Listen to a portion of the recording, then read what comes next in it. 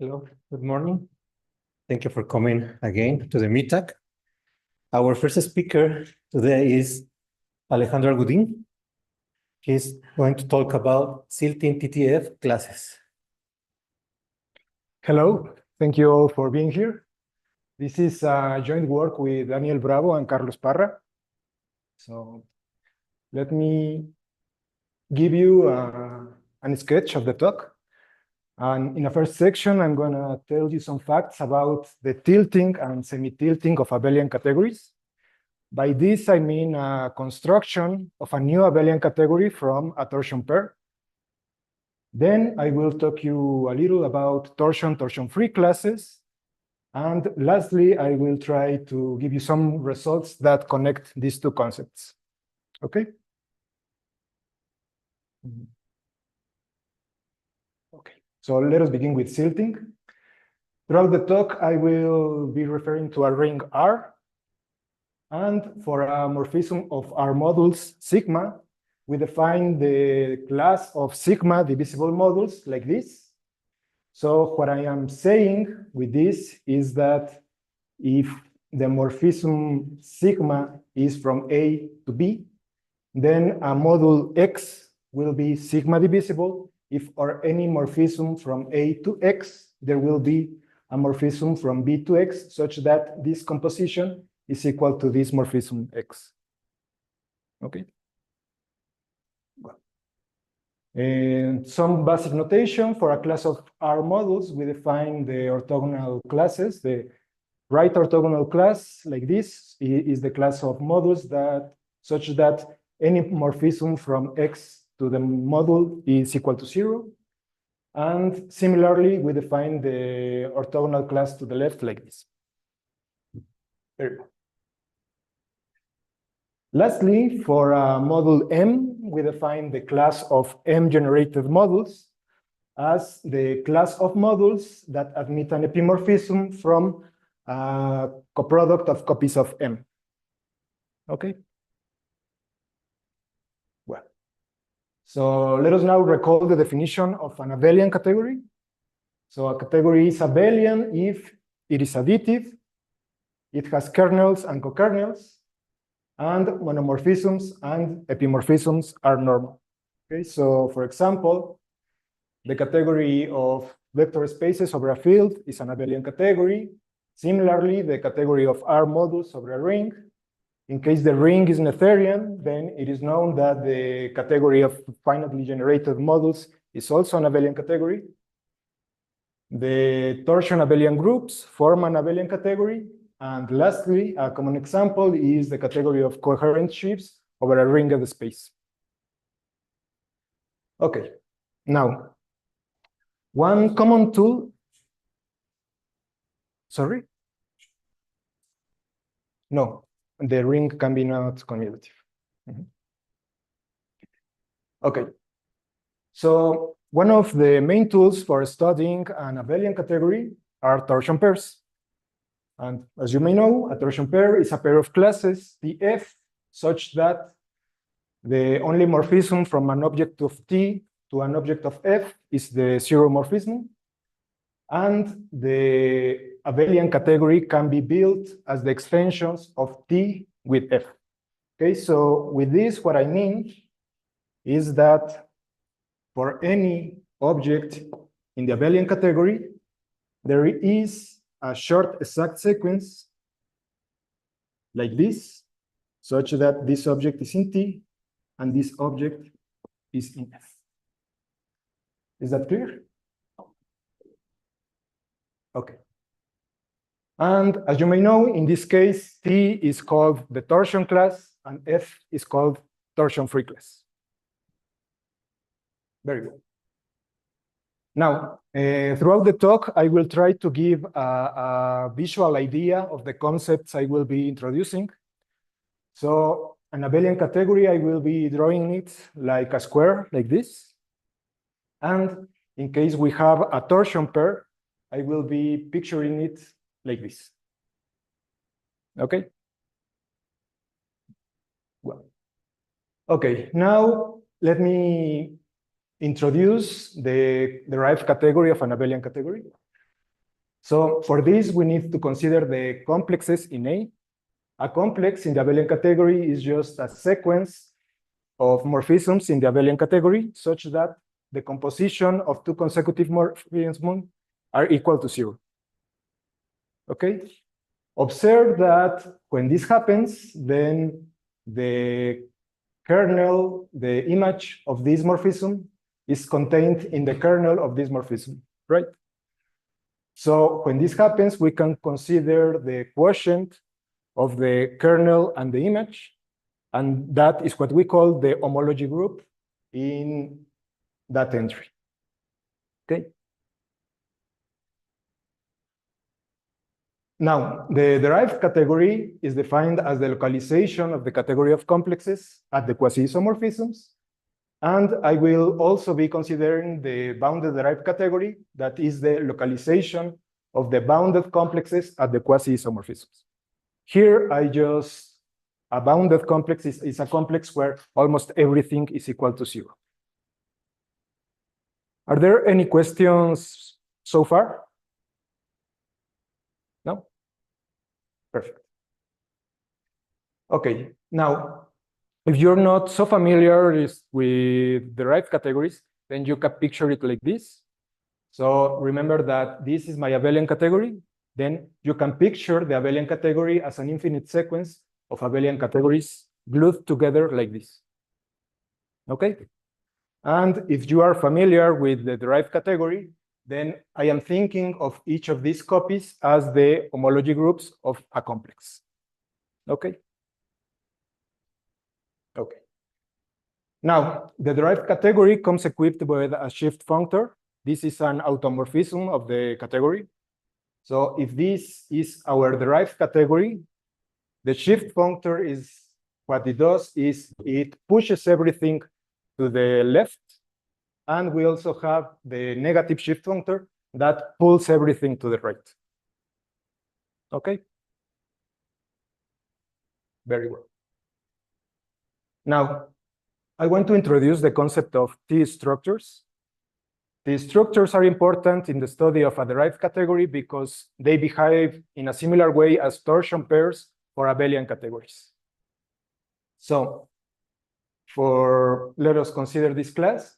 What I'm saying with this example, with this drawing, is that U is the class of complexes such that in 0 and all the negative entries, the homology groups can be anything, but in the positive entries, the homology groups are equal to 0.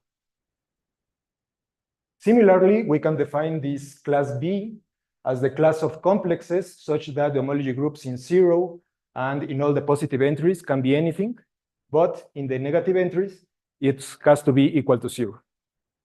Okay? These two classes are important because they are the first example of a T-structure. So to introduce you formally, a T-structure is a pair of classes in the derived category XY such that the only morphism from X to the negative shift of Y is the 0 morphism. And the derived category can be built as the extensions of X and the negative shifts of Y. And X is a subclass of the negative shift of X. Okay. So as you can see, U and V satisfy these conditions. And another thing that we must observe is when you consider the intersection of these two classes, then you get this class that is the class of complexes that in 0 they can be anything, but in any other entry, it has to be equal to 0, the homology group. Okay? Now, if I told you that each of these groups, each of these squares is a copy of the abelian category, then one can intuitively get the idea that this category is equivalent to the original abelian category, right? Well, that is what happens. And in general, it's a known result that if you have a T-structure, when you make the intersection of these two classes, then you get an abelian category. Okay, so let us make a non-trivial example of this.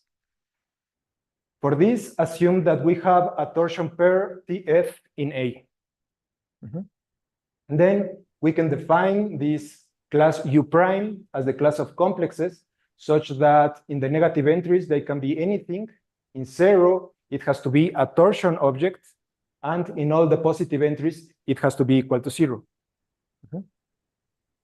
Similarly, we define B prime as the class of complexes, such that the homology groups in 0 and in the positive entries can be anything. In -1, it has to be a torsion-free object. And in all the other negative entries, it has to be equal to 0.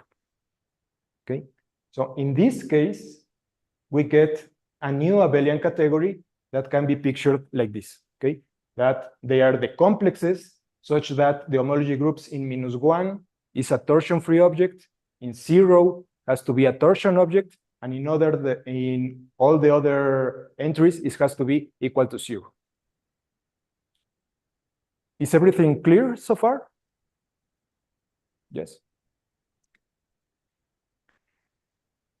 Okay, so this category is important because under the proper circumstances, the derived category of this new abelian category is going to be equivalent to the derived category of the original category. Okay, so if we have an abelian category that it has a very complicated derived category, then there is a way to find a new abelian category such that maybe the derived category are equivalent, but this is maybe simpler. Okay, so this is a theorem from Happelreit and Asmalo. It tells us that the derived category of A is equivalent to the derived category of the new abelian category if the new abelian category has enough projectives and P is a cogenerator in A. Okay, so in this case, we say that the new abelian category is the tilting of the original abelian category by that torsion pair.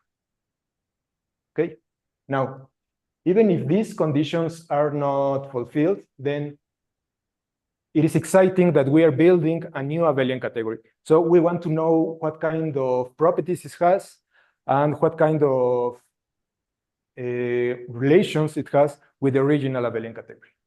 Okay, so let me give you some tools of how you can study this new abelian category. So just to fix ideas, let's assume that A is the category of R modules, and we define H prime as the new abelian category. Okay, now a first remark is that the objects in H prime can be seen as complexes of this form, such that the kernel of this morphism is a torsion-free object, and the co-kernel of this morphism is a torsion object. And you can see this is almost easy to prove just by definition. Now, observe that in case x minus 1 is 0, then in this case, x0 has to be a torsion object. And similarly, if x0 is equal to 0, then x minus 1 is a torsion-free object. Yes? What this is telling us is that there is a natural way to see the torsion objects as part of this new abelian category and the torsion-free objects as part of these new abelian categories. Yes? In fact, one can show that we have this torsion pair in the new abelian category. Okay. Lastly, I just want to remark that any complex that is of this form, it is easy to see that is going to be isomorphic to a complex like this. It's a complex of projectives such that it has zeros in all the positive entries. Okay. Any questions so far? No? Okay. Now, let me give you some more remarks. For this, let P hat be a projective in the new abelian category. Then By definition, we have that there are no extensions of p hat with x, where x is any object in the new abelian category, right? By definition, these groups of extensions is equal to this group of morphisms. So if p hat, we picture it like a complex like this, and x is a complex like this, then what the equalities are telling us is that always that we have a commutative diagram like this, then there will be a family of morphisms like this, such that each of the vertical morphisms is going to be the sum of this composition with this composition. Okay? Now, if we remove all the zeros in this diagram, we get this little diagram. Okay? Now, we start working in the derived category, but now we have reduced all the description of the objects to the category of R models. Okay? Now, observe the following. As I told you, if we make x minus 1 0, then we have x0 in the torsion class. Yes? And if this is 0, oops, no.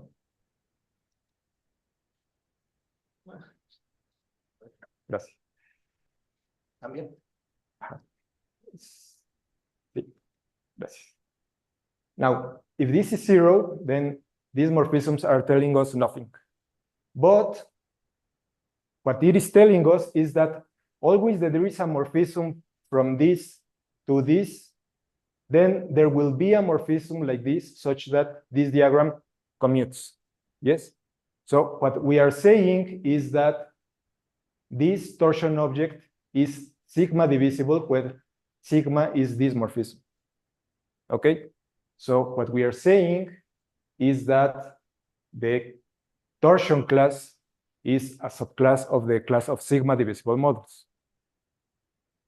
Similarly, if you take sigma divisible models and you take the torsion-free model, then that torsion-free object will be sigma divisible. This is just because sigma divisible models are closed on their quotients. Then, by similar arguments as the one before, we have these equalities that are telling us that there are no morphisms from p hat to this morphism, to this object. But if we assume that p hat is a generator, then this is telling us that this object is 0, and therefore M has to be a torsion object. So what we are proving here is that under these conditions, the torsion class can be described as the sigma divisible models. Are there any questions so far? No? Perfect. So, with similar arguments, one can prove the following. So if we have the category of R models and this new abelian category, then if we have a projective generator of this form, this will happen if and only if the co-kernel of sigma satisfies this, that the sigma divisible models are expressed as the S-generated models. And well, this is a very important case, so it is called the silting model. Silting as an acronym of semi-tilting. And the category of S-generated models is called a silting class. Okay? Now, observe the following. So assume that S is a silting model with respect to morphism sigma. We observe that by definition, the class of S-generated models is closed on their quotients and coproducts. And on the other hand, it is easy to prove that the class of sigma divisible models is closed on their quotients, extensions, and products. So if these two classes are equal, what we have is that the class of S-generated models is closed on their coproducts, quotients, and extensions. Therefore, it has to be a torsion class, right? A class is a torsion class if and only if it is closed by coproducts, quotients, and extensions. And since these two classes are equal, we also have that this class is closed on their extensions and products. Therefore, it is very near to be a torsion-free class. So a natural question is, when is this class a torsion-free class? And when is a torsion-free class silting? So to try to answer these two questions, let us recall some facts that are known about torsion-free classes. Okay, so as you may assume, if you have a torsion-free class, then we have three classes, no?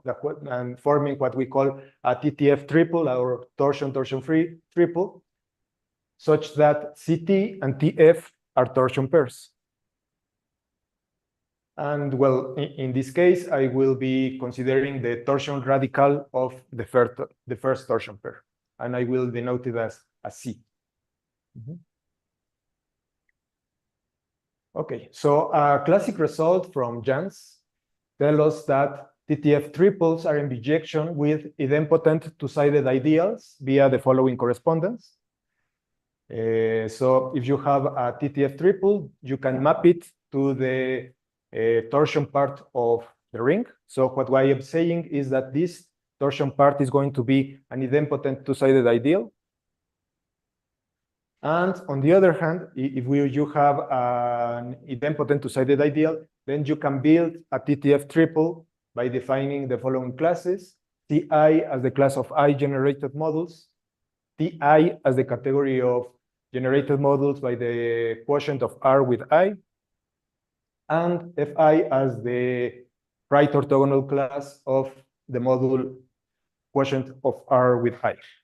Okay. Now, we have connected TTF triples with idempotent two-sided ideals.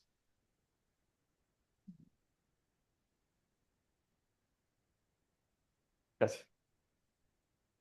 Now, to connect, there is a special class of two-sided idempotent ideals defined by the following.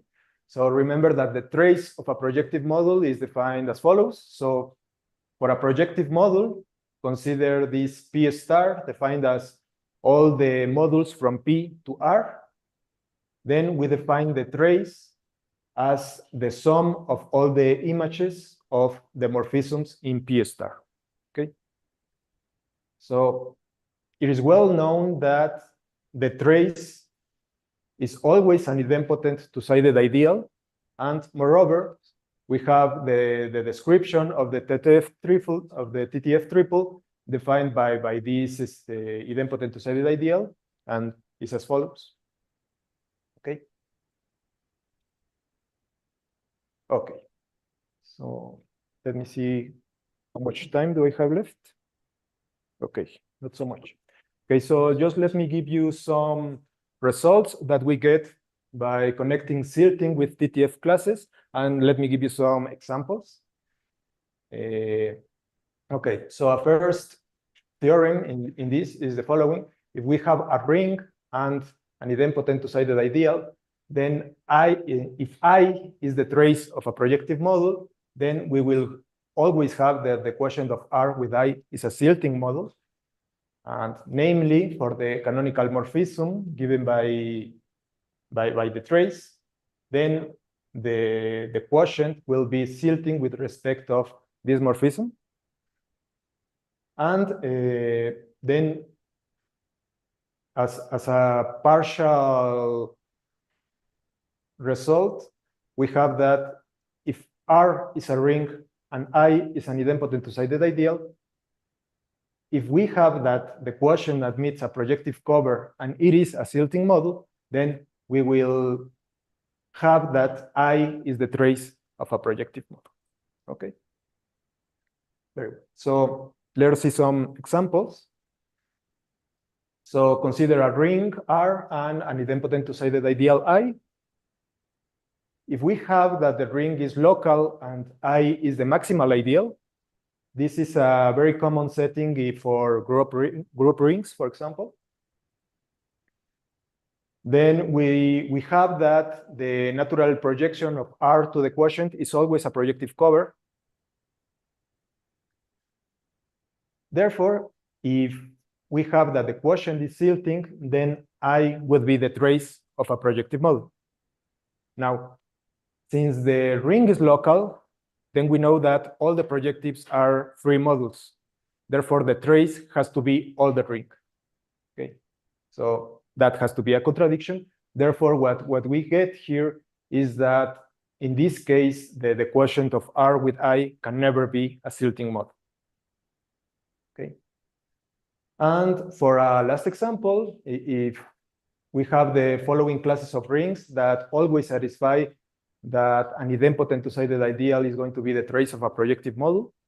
So for example, if the ring is Noetherian, perfect, hereditary, or von Neumann regular, then in all these cases, we have that I is the trace of a projective model, and therefore the quotient will be a tilting model. Okay. Any questions so far? No? Okay. Just to wrap this up, what is the idea? We started with a very high concept of derived categories. We built a new abelian category. And maybe the tools for studying this new abelian category in the derived category are a little high, but we can pull all that information to the category of R models, and we can study it with arguments like these ones. Okay, so that would be all. Thank you very much.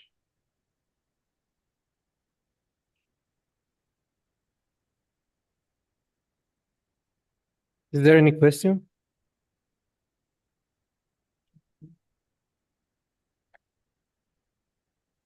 So thank you so much, Alejandro. So I would like to ask you if this research can be also be connected with the study of recallments. Yes, yes. One feature of TTF triples is that there is always a recallment involved in the categories given by the TTF triple. So yes, and also the TTF triple is going to give us a recallment in the derived categories. So it is a very rich setting to study the behavior of the categories. Yes. And I have also another questions. Is this independent of the kind of the ring, the properties that satisfies the ring, or do you need some properties in the ring or in the algebra? Or having the recallment? This connection between recallments and TTFs. Yes, if you have a TTF triple, there will be a recallment with no conditions whatsoever. Yes. Okay, thank you so much. Thank you. There another question? I just got a little confused in your last slide. There. In that case, R over I has a projective cover Yes. in all those cases? In all that cases, yes. Thank you. Anyone else? Let's thank Alejandro again. Thank you very much. Thank you.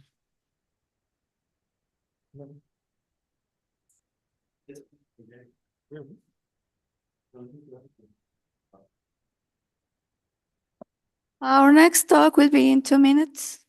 Thank you.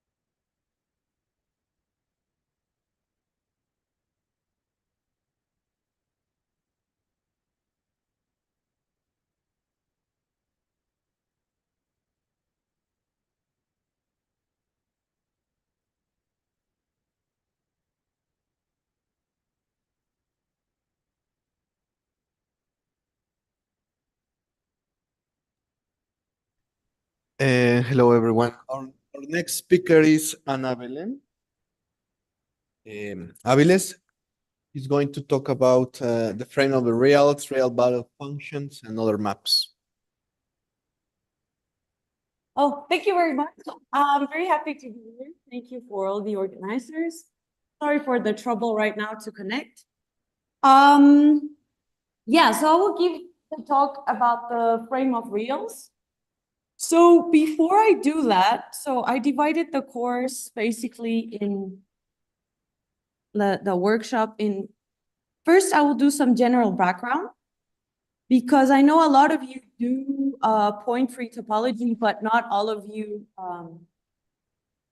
do with sublocales the way I think. So just to establish like a standard notation and make sure everyone understands everything. The second part will be all about the reals, so the frame of reals, and the continuous real valued functions. And then the third part, I would like to speak about insertion theorems. So these are some theorems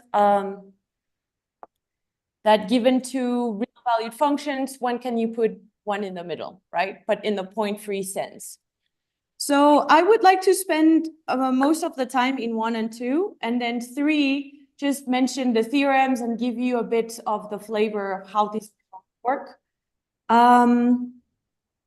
Please feel free to interrupt me at any moment, or if something's not clear, just stop me or ask me or anything.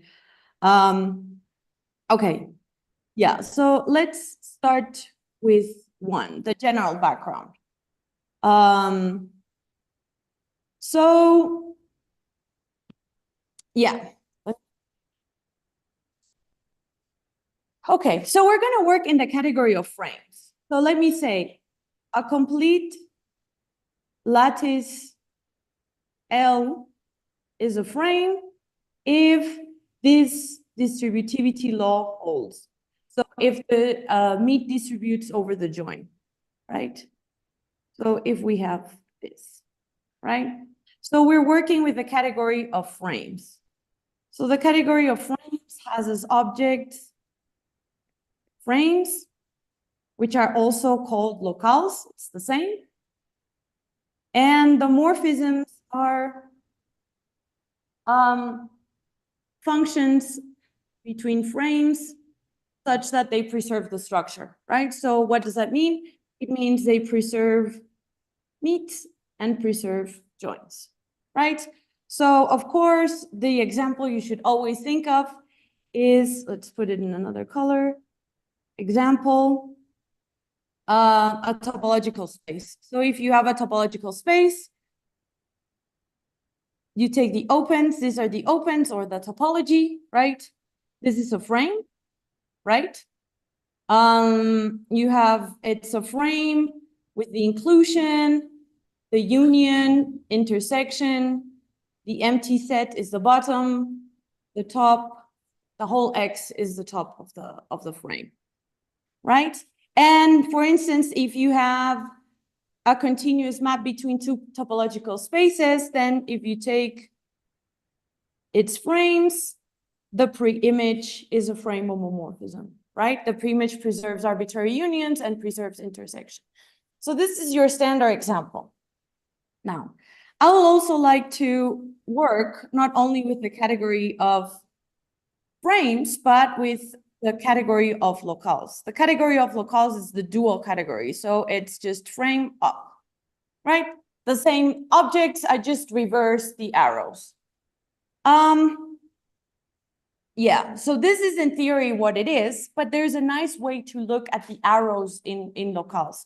So if you have a frame homomorphism, right, H, it is a frame homomorphism. We have complete, remember that in complete lattices, there's a the right adjoint if it preserves joins, right? If and only if it preserves joins. So frame homomorphisms always preserve joins. So I always have a right adjoint F. right? And it's unique. So I can think of F, of all the right adjoints, as the localic maps, right? So F is a localic map if it is the right adjoint of a frame homomorphism. You can also characterize them like this. So this is if and only if these three properties happen, right?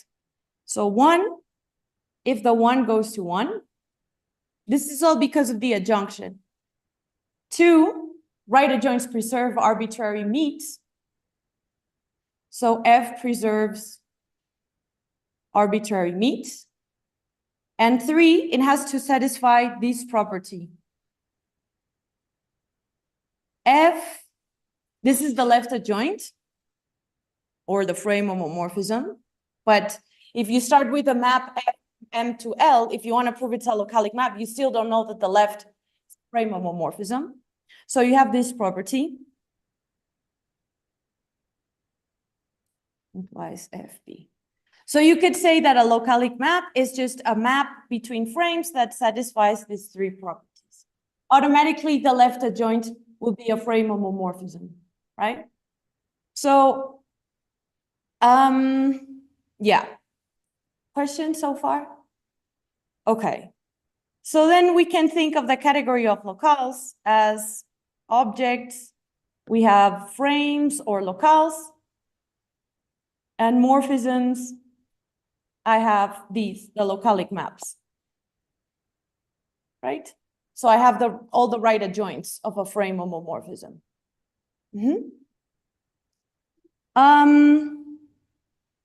Yeah, here I will just like to remind you of the adjunction. Remember, there is an adjunction between top and frame, or you can think of it from top to frame is contravariant. If you think into locales, it's variant. So as you wish, think of it as you want. Omega is you take the opens and the pre-image, right? As I showed you before. And the points, sigma or points, either way to call it. I won't go into how you build that other functor. And we say that a frame L is spatial if there is a space X such that L is isomorphic to the frame of opens of that space, right? So that the frame comes from topology. Frame is a topology. Yeah. Later on, I will give you an example of a very concrete example of a spatial frame. So just for the sake of it, if you're working with locales or with frames, it's up to you in which category do you want to work. Locales are like the geometry. And frames are the algebra part of it. So this gives us a lot of advantages different from what happens in topological spaces. So a lot of construction, algebraic constructions that happen in frames, we can use it now in point-free topology, right? And I will show you at least one of it later on with an example. Okay, so this is the two categories I'm gonna work with, locales, frames, and maybe mention topological spaces. Usually always referring to it so that you get a better idea of what I'm talking about and of examples. But now I'm going to define sublocales. So sublocales are like subspaces. So locales or frames are like generalized spaces. Sublocales are going to be the generalized subspaces, right? So a sublocale S of L is a subset of L such that 1, it's closed under arbitrary meets, right? So if I take a meet and all the elements are in S, the meet is still in S. And 2, the implication is in S. whenever X is in L and S is in S. Should I go back and mention what the implication is of a frame? Maybe I should. Just remember that because frame distributes meets over joins, if we think of the map A meet something from the frame to the frame, this map preserves arbitrary joins. It means it has a right adjoint. And the right adjoint is precisely the implication. So you have this property, A meets B is less or equal than X, if and only if A is less or equal than B implies X. And this is the defining property of the implication or hating operator, right? So you can define the hating operator as an operator that satisfies this if and only if. In frames, we always have it because of this distributivity law. Yeah, so this is the implication. Yeah, so this is a sublocal. Worth mentioning, S is a sublocal if it is a frame, of course, if it is a locale or frame with the induced order of L. It's an if and only if. With the induced order of L, with the induced order of L, and the localic map, which is just the inclusion, the inclusion is a localic map, right? So in the category of locales, these are precisely the extremal monomorphisms, right? So the notion of sublocal is correct as a category, right? If you think of sublocales in frames, then you would have quotients, right? So this is in frames. In frames, you have quotients. In locales, you have embeddings. But it's very nice because you can work with them just as subsets, special kind of subsets that are closed under arbitrary meets, and the implication is also it's closed under the implication. So yeah, what's interesting here? If we take the family of all sublocales, let's denote it SL, is the family of all sublocales of a frame L, of all sublocales L, I can order it by inclusion, right? Set theoretical inclusion. I can see that the arbitrary intersection of sublocales is a sublocale. The zero, so the smallest sublocale is the sublocale with just the top. So remember that every sublocale, if S is a sublocale, it's closed under arbitrary meets. So it means that the top element always needs to be in S, right? And so this is the smallest sublocale. The biggest sublocale is L itself. And the joins are computed in a not very nice way. I don't want to go through it because it won't give anything to talk, but you can compute them, right? You have arbitrary meets, you can actually compute it with the arbitrary meets, you get all the joins. Anyways, you can show that with this order, SL is a coframe, right? This means that SL up is a frame, right? So SL up is just take the other order, arbitrary intersections are in fact the joints, the top is everything is reversed, right? Yeah, but I will never actually work with these operations. I like to work with these ones because they're very set theoretical, they're very easy to work, just inclusion and intersection. But sometimes I think of SL as a frame, so I think of SL up instead of the coframe. So yeah, so SL, in fact, you could think of it as the lattice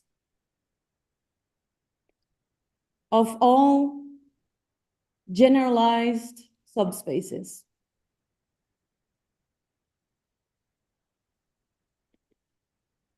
Okay? There are special families of sublocales. So if you have a topological space, you have subspaces, you have the opens, you have the closed, you have all kind of subspaces, right? So in sublocales, you should also have the open and the closed.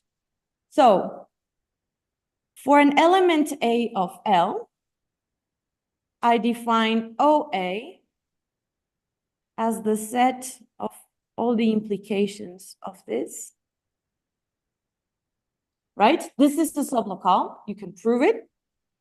And this is an open sublocale. This is defined as an open sublocale. Open sublocales are of this form. And then we have the closed, which is just the opposite of an element, right? So all the x's in L such that x is equal than A. This is a closed sublocale. Yes, questions? Okay. They behave like they should. For instance, they are complements of each other. So if I take an element A, the open intersection with the closed gives me the zero sublocale or the void sublocale. And if I take the join, this gives me the top, right? So they're complements of each other. Not every sublocale has a complement. And they also have interesting properties. For example, if I take, so the open of 0 is just the 0 sublocale. The open of 1 is the L. If I take the open of a join of elements, this is just the join of all the opens. If I take the open of a meet, this is the open, the intersection of the two opens. For the closed, everything works the other way, right? So the closed of 0 is the opposite of the bottom element, which is the whole L. C of 1 is just the 0. If I take a close of a join, this is just the intersection of all the close. If I take a meet, then this is just a join, the join of the two closed, right? I don't know if with this, you might already see where I'm trying to go. So if I take OL, all the open sublocales, right?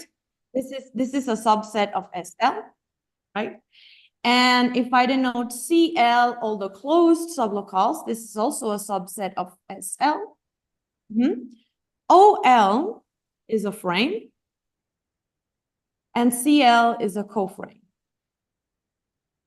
Right. Let me show you a better picture here. In fact, one can show that OL is isomorphic to L. This makes sense, right? Because a frame is like thinking of open sets. So if I take the open sublocales, I should get the same as the opens should be the same. And this is isomorphic as frames to the closed ones, but I have to reverse the order, right? Because this is a coframe. For every open, I have a closed, but just the order is the other way around. So this works nicely. Yeah.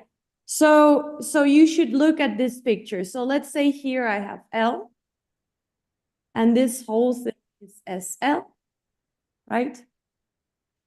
I can have the opens, I have the closed, I have many more sublocales, but at least I have these two. CL. This one is isomorphic as frames, right? These two are coframes. But in fact, there's this, if you take L, you can give the isomorphism to PL up, right? For every A, you take the closed, and this you then embedded to the whole frame of all the sublocales, right? So this just takes it to CA. This map is quite important. It has a universal property that I don't want to talk about it, but it has a universal property, and it basically is the way to go from the frame to the coframe, right? This is our way to go from here to the coframe. For those of you who work with maybe nuclei, I have the opens are the V's or the U's, and the other one's the U. I don't know, like that. Yes. Are there any questions? Yes.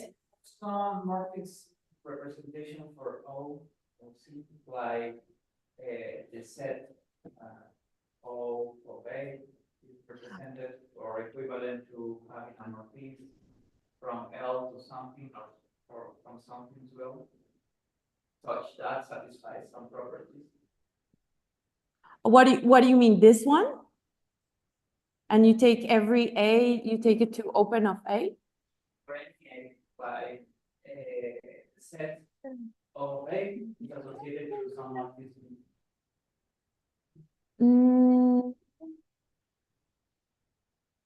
The morphism, where would it be? Are you thinking in go back in spaces or in? Because of course you for any OA, if you take this, because this is a sublocal, this is an embedding. This is a localic map. You can take the quotient. This would be in frames. And this as a frame is, I don't know if you want to go there, downset of A. But this is not a sublocal. I don't know if that was a question. Okay, yeah, this is the. Because the subspaces can, I think, correct me if I'm wrong, but are also represented by all epiextremal. That's the kind of. Yes. Like S of L can be represented like instead of spaces or sets, like morphism, which is the collection of all epiextremal morphism. Yeah. So in locales, every sublocal is let's say is an extremal monomorphism. If you think of them in frames, every sublocal has associated an extremal epimorphism. So you have S of L can be represented epimorphism. So yes. O A and C L should be some kind of characterization of those extremal epimorphisms. Yeah. Yeah, the only problem with the extremal epis in frames is that they're not unique. If you work with sublocales or subsets, it's a unique representation. For every sublocal, you just have one subset. If you work with extremal epimorphisms, you have for one sublocal, you have many quotients that represent that same sublocals. And then you have to define like an equivalence relation to say which quotients determine the same subspace, basically. So that's why quotients in that sense makes it a little more complicated.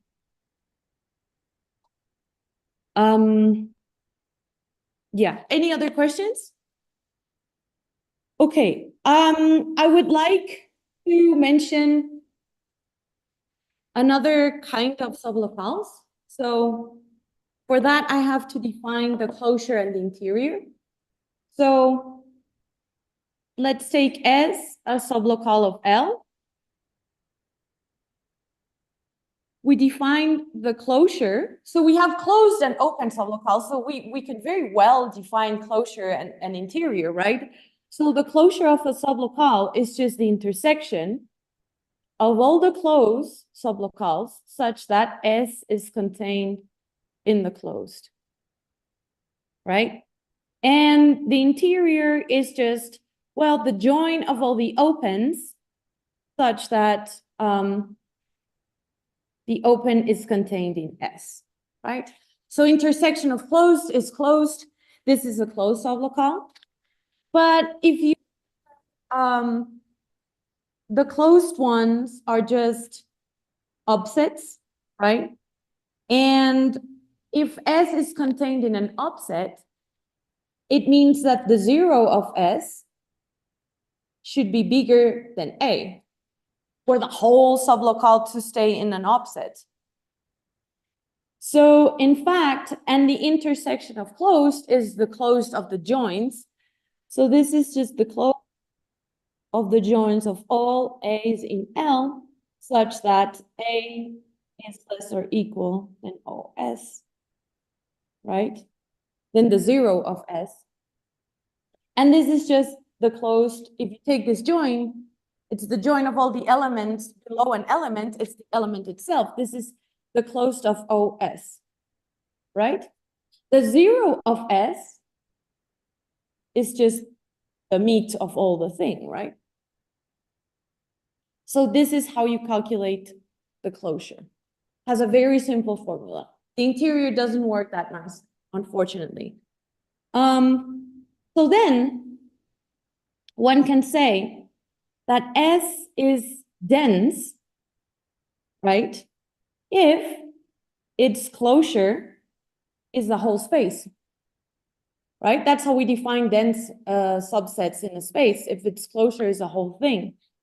So we do the same for sublocales. Now, from what we did here, this is equivalent to saying that C of the meat is just L, and L is just C of 0 of L.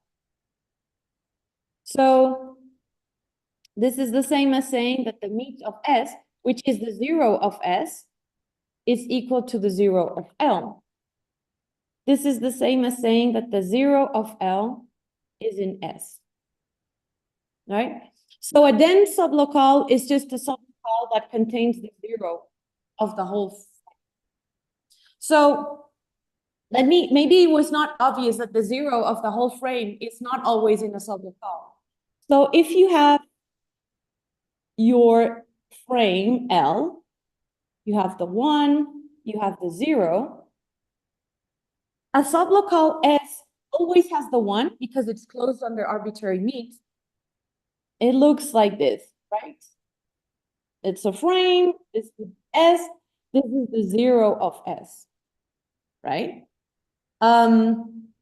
Yeah, so this is a sublocale. Saying that the closure is equal to L means that the 0 is in S. So a dense sublocale looks like this, right? It has the 0. Yeah, so it's a very easy way to express dense. Now, something very interesting, and that's why I introduced this, is that I want to say there's a theorem, Isbell's theorem, Isbell's density theorem, that says that every locale has the smallest dense sublocale.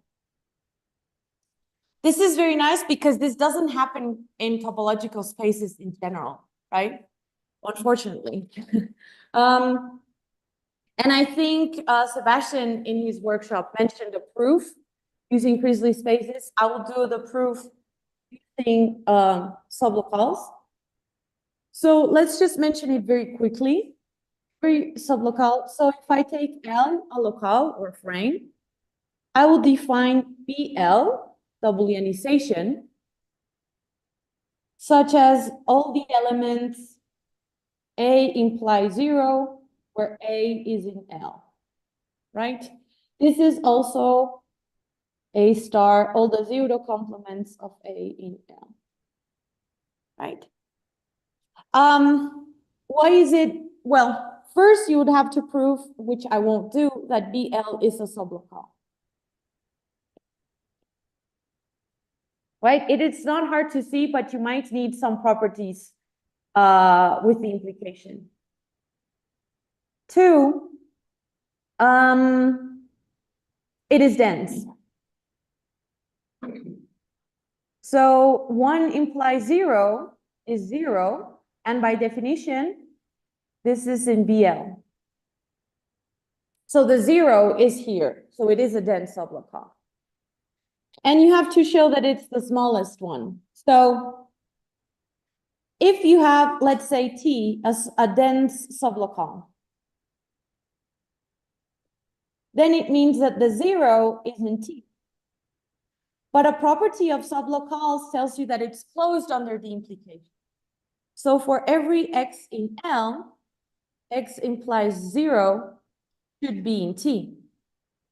But B of L are all the elements of this kind. So this means that just BL is contained in T. All right? So this shows that every locale has a smallest sublocale, and it's this one. Right? I will say more about it later. When I talk about the frame of reals, I would like to mention what is this sublocale in the reals. Lastly, because I think I will need it later, a little bit changing, but it's part of the general background.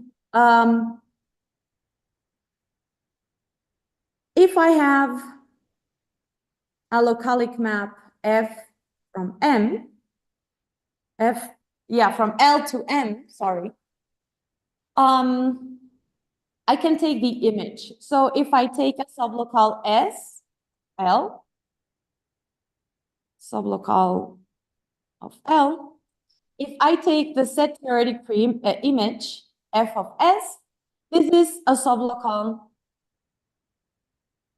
of M, right? The image works very nice.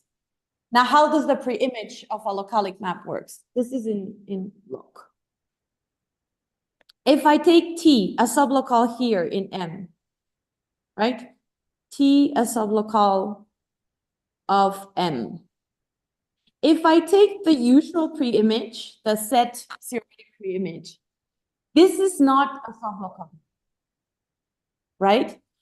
But you can show that you can actually take the biggest sublocale contained in the set theoretic pre-image, which I would then write like this, right? So this is the biggest sublocale contained here. This one, which sometimes say is localic image, this one is a sublocale of L. Okay? So we have this picture. If I have, I have this localic map, right? F from L to M. Let me just erase this because this is in the way. Yeah. Then I can take the sublocales of L and the sublocales of M. Right? So the image is a sublocale. So if I take an S here, right? I can take it to the image, right? So I have this map defined,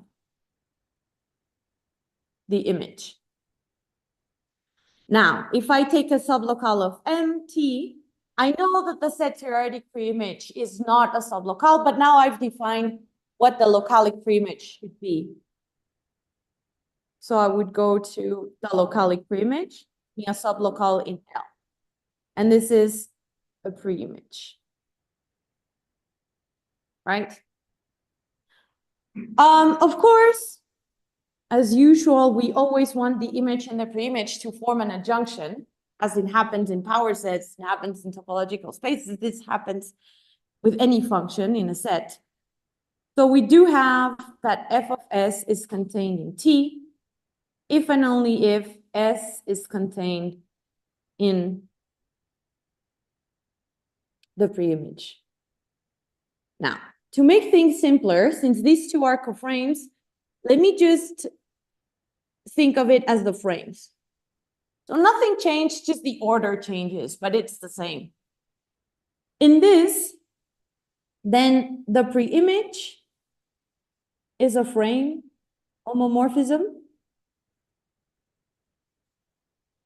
and the image is a localic map. Right? And this one is the right. The localic map is always the right adjoint of the frame homomorphism. So I have a very nice adjunction here. Of course, since F, and we are in locale, so it's like we're working with spaces, and localic maps are like continuous functions. We have that the preimage of opens is open, and the preimage of closed is closed. So I have here the preimage of an open sublocale is open, and in fact, is the open of the image of A, where H is the frame, right?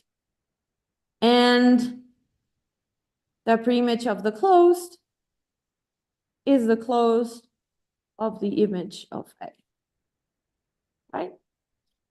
So you have this adjunction here, and then you have the adjunction of image and preimages, and everything works nicely. With all these definitions, you can now define closed maps, open maps. I won't go through that, I won't need it, but you have all what's necessary to do so. Yeah, so this is basically the general background. Crash course in trouble. Are there any questions? Yes. Is the definition of density like by the Equal theorem? I already know that it's not true because not all topological spaces have that small density. But for spatial frames, it sounds that definition neither in the spatial frames. Well, we'll see. I mean, it's not okay. I will show you what happens in the reals, and then you'll tell me if that answers your question. Because because I don't want. Okay, it's like you get the Booleanization there, and it's a sublocale that is not spatial, and the reals are spatial. I think that will answer your question. Or was it more like? The question is if the frame is special and you have well, the locale, I always think in frame, the locale is special, and you have a dense sublocale. Yes. Its point space is dense. Well, it depends. No, not always. No, because remember that the points might not. No. Yeah. Okay. So that was the general background. Now I want to start work with the frame of reals. Right? So yes, think of the reals with its usual topology, right? You can take the open of the reals, and that's the frame of reals. So we're done. But yes, this is the frame of reals, but there's a nicer way to work with the frame of reals. So yes, so what I told you that the frames are the algebraic part and locales are the geometric part. In frames, it's an algebraic category. We have free constructions and we have quotients. So we can build frames we can build free frames and then quotient it with relations, right? So I can have a set of generators. I have a set of R of relations. I build the free frame and of, let's say, I will write it like this. This is not common to write it like this in frames, but it doesn't matter. The free frame generated by the generators, and then I quotient it with the relations, right? And then it has a universal property because you have the inclusion from the generators to the free frame, right? And or any map that you have from the generators to a frame that preserves the relations, then you get, for every f here, function, just, it doesn't have to be, if it preserves or behaves nicely with the relations, then you can give a frame homomorphism from the free frame to L, right? So that's the way you can think of now the reals. So let's write it like this. This is the frame of reals. And it was presented like this by Banaszewski, right? So what does he do? As generators, we will take these elements, right? So it's just notation, P dash dash Q, or P and Q rationals, right? So you may think of this as the intervals. This is just thinking, right? So the relations you wanted to satisfy are the relations that these open intervals satisfy, right? So for instance, this element meet with this one is 0 if and only if Q is less or equal than P, right? Because then those intervals, the meet is empty. Then you have with the join, so the join should be equal to 1 when P is less than Q, right? Then you have that P should be the join of all the R such that R is bigger than P. I want them to fit, okay. Then you have the same one, but for the other generators, you have this should be the join of all this, where S is smaller than Q. And you have 5 and 6, where what you want is, if I take the join of all of them, this should be the top, right?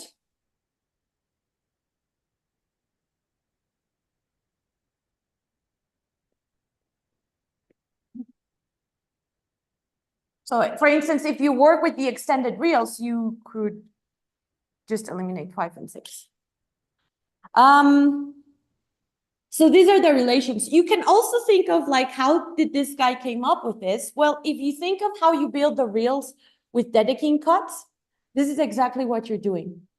So you can think of this as this intervals, or you can think of Dedekind cuts. Okay, so this is the frame of reals, right? So these are the generators, and if they satisfy these relations. So if I want to give, well, maybe later. Yeah, okay. So one can show that if I take the points of this frame, then this is homeomorphic to the reals, right? And if I take the opens of the reals, then this is isomorphic as frames to this one, right? So that's why I told you it's the same frame, basically. But the nice thing with this one is that if I want to build a frame homomorphism like this, I can only do it with generators. To define functions is very easy if I work like this, because I only have to do it for the generators and check that it satisfies and preserves the relations. So let's mention something. So we said about the density thing. Something that happens interesting in the reals that maybe helps you understand how sublocales work. So the frame of reals, we said it's isomorphic to the opens of the real line. So it's spatial, right? It's isomorphic to a topology. It's a spatial locale. And so let's do a little comparison of, I told you that sublocales are like generalized subspace. So let's take the reals, right? And take the rationals and take the irrationals, right? They're both dense and their intersection is empty, right? This is in top. Now let's go to frames or locales. I take the frame of reals or, right? Then every subspace gives me a sublocale, the induced sublocale of the rational, so the rational sublocale. And I have the induced sublocale of the irrationals. But here, the intersection cannot be empty. Because we've shown that every locale has the smallest dense sublocale. So the smallest dense sublocale, which I denoted by B of L, so in this case would be B of the frame of reals, is contained here, right? And this sublocale cannot be spatial, because if I go back, then it would be empty, but this intersection is empty, and this would be dense, right? And let me tell you a little bit more about the story. This, if you think of it as a set, this is the set of all regular opens of the reals, right? This is a Boolean algebra, but it is not spatial. It means that there's no topology. It's not isomorphic to any topology. And this is because it's a complete Boolean algebra, but it's not atomic, right? So this is a very nice example. And the way to think of sublocales, you have a lot of sublocales. You have more sublocales than spaces, usually. That's the way to think it. It's not exactly true. But you should think of that. At least you have a smallest dense sublocale that you don't have in spaces, but you do have here, right? So you have, it's very counterintuitive because even for spatial locales, sublocales don't behave that nicely, right? One would think, oh, okay, if a frame is spatial, then I have all the sublocales figured out. But that's not true, right? As you can see, this one, it doesn't come from anything in spaces. Okay? I hope this kind of breaks your intuition of sublocales, but also helps you understand how different things are here. Any questions? Okay. Okay, so now let's define continuous real valued functions.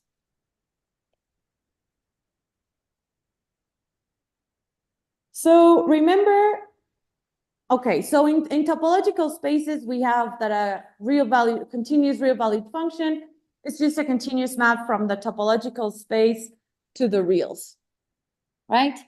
If we take the functor, this would tell us that in frames, you would have,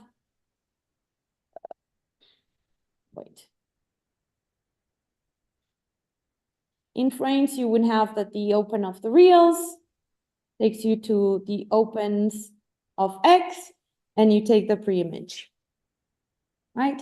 Remember, this is isomorphic to, right? Because we have the adjunction right here, I'm applying the functor that takes the opens. And remember, you have the points, right?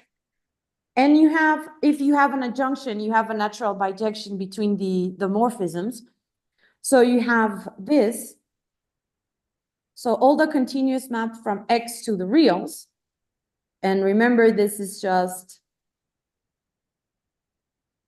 I already told you that the reals is actually isomorphic to the points of the reals as a frame. There's a natural bijection between the maps from the frame of reals to omega.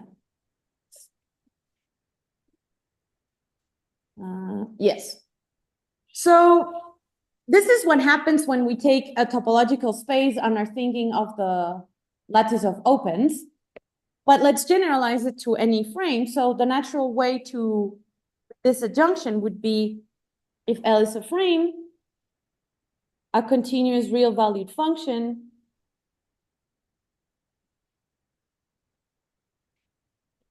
is a frame homomorphism from the frame of reals to L. So this is a continuous real valued function. Yes, and it's nice to work with this frame instead of OR or omega R, because I can define them very easily with generators. Yes, okay, now, what would, okay, then, sorry, RL, I denote RL, the ring of all continuous real valued functions on L, right? A lot of point tree topologists like to work with this ring, the ring of functions. And you can do a lot of stuff. Even in topology, there are some authors that have worked a lot with this ring. I won't do that, but I leave it there in case you are ever interested. So we define continuous real valued function. Can I define a general real valued function? So this is an interesting question, because when you're working with frames, it's like you're working already with topologies. So you're already working with the structure. It's not like you're just working with a random set, right? So because a general real valued function is just a map like this, right? So if I have a topological space, X tau, a general real valued function is just, well, take X instead of with tau, take it to the power set, the discrete topology, to the reals, and this will be continuous. But you're not using the topology it had originally. You're using the discrete one to make it continuous any map. So this is in top, right? The power set of X is the lattice of all subspaces, right? And I told you before that the coframe of sublocales is like the lattice of all generalized subspaces. So a natural way to define a general real valued function, so a general real valued function on a frame L is a frame homomorphism F from the frame of reals to the coframe of sublocales, right? Because this is playing the role of the power set. It's more interesting because it's not a complete Boolean algebra, but it's kind of playing the role of it. Yes, so these are the continuous, the general real valued functions, right?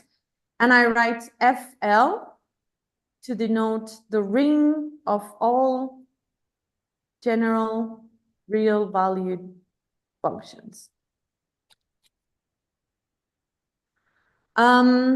Yeah, so, okay, so I defined that this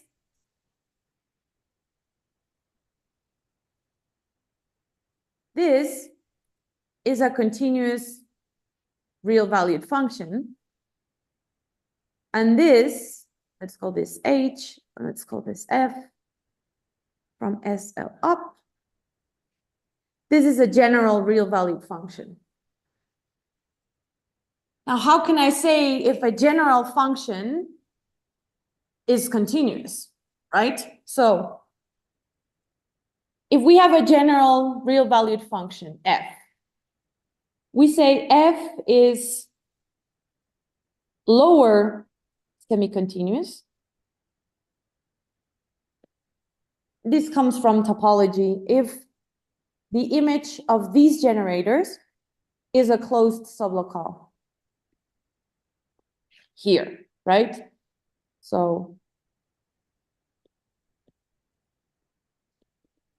if all of these are closed, are rational. Erase this. And then, of course, dual F is upper semi-continuous if these are closed. Then naturally, F is continuous if the image of all of these are closed, or every rational.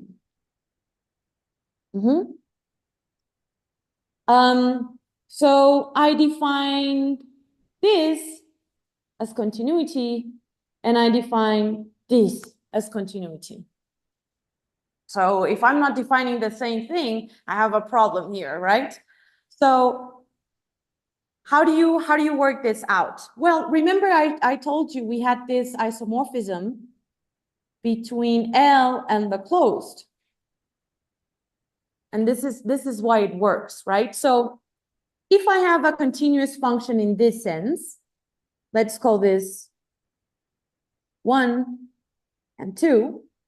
If I have a continuous function in sense number 1, that means I have a frame homomorphism like this. If I compose with this isomorphism to the closed, and then I just embed it in the frame, well, then this gives me a function in sense number 2, right? Okay, now on the way back for the other way around, what happens? So if I have a function from the frame of reals to SL up, if F is continuous, it means that the image of all the generators are closed. So in fact, F can be seen as a function that goes to the closed ones, right? This is because it's continuous, because of these. And then this is isomorphic to L. So I obtain continuity in sense number 1. So they are equivalent definitions, right? It's just a matter of taste. Where do you want to work, right? I am going to work here, because I'm not only going to restrict myself to continuous real valued functions, I will work with lower semi-continuous, upper semi-continuous, general functions, real valued functions, and continuous ones. Yes. Of course, if you take, so we had this defined as a ring, RL. This defined as a ring of general real valued functions, FL. The ones that are continuous are CL. And of course, this ring and this ring are the same rings, right? Yeah, so this is the definitions of real valued functions. Are there any questions? Yeah.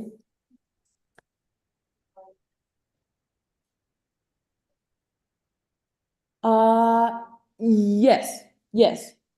Yes, you can make them bounded too. Yeah, because yes. So yeah. Let me see how to say it. Yes, you can take the interval instead of all the reals, or you can just bound them with two constant functions. So that's what I wanted to do right now. I wanted to give you some examples of real valued functions in frames. So let's take a rational P. I will define the constant, which of course it's not just, right? So in order to define it, you have to think that you're defining a continuous function using the preimage. Kind of that's the mindset you need to have. So this is defined, I have to define it in the generators, right? Of the reals. So this will be 0 or R less than P, and this will be L or R bigger than P. And should it give a little bit more intuition before that? Let me just do something here. If you have a continuous map from X to the reals, right? You can think of it in frames, right? Here, let me put L. So you have a real valued function to L. This would be H. Or you can think of it more generally in SL up, right? So here you're taking the preimage. Yeah. So when I say H of R, intuitively, this is not formal. You should think of the preimage of this interval. Now, when I think of continuous functions here, let's say this is f of R, you should think of it as the preimage, but not of the open interval, but of the closed one. So minus infinity to R, right? Because this closed interval is the complement of this open interval, right? So working with continuous function here is like thinking of continuous functions as the image of opens is open. If you work like this, continuous functions are thinking that the image of closed is closed. So using that kind of reasoning, intuition, you can define this. Hope and help. So R less or equal than P, R. Because how are you defining it? And so this you're saying, if I have a constant continuous map to the reals, the preimage of it from minus infinity to the closed, right? I have a constant map P. So if R is less than P, then this interval, its preimage it will be empty, right? If R is bigger or equal than P, then the preimage of this should be the whole space. So that's kind of how you think about it. I know it gets a little messy to get a little intuition, but anyways, this is an example of constant functions, which are continuous. This is continuous. You can see that this real valued function is continuous. The 0 and L are both closed sublocales. this is continuous. Let me give you another example. If I have a sublocale of L and I want it to be complemented, right? I can define the characteristic function, right? So it's a function that whatever inside S goes to 1, what's outside goes to 0. But I'm defining it, and when you're defining this kind of functions in French, it's like you're defining the preimage. So this will be it's 0, or it's the void sublocale. If R is less than 0, it will be the complement. If this happens, it will be L. And then you can define it like this.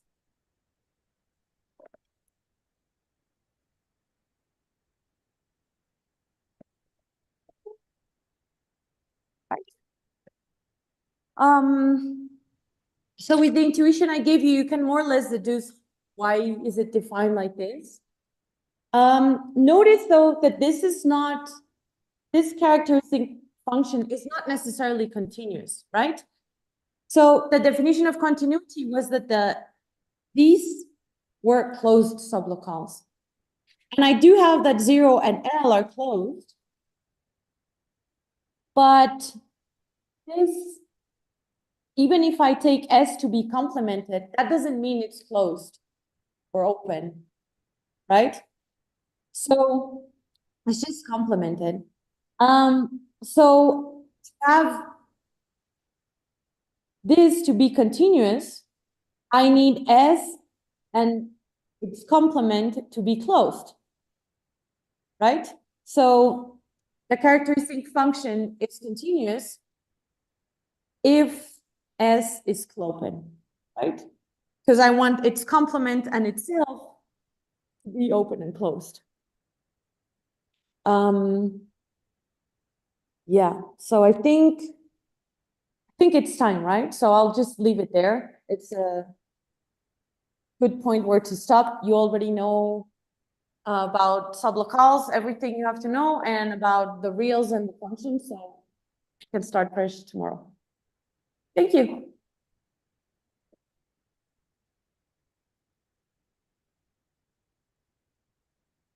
Thanks, Anna. Is there any questions?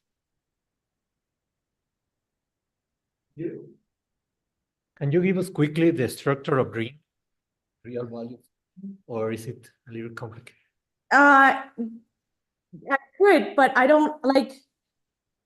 You can define very naturally the sum, the product. You can define everything.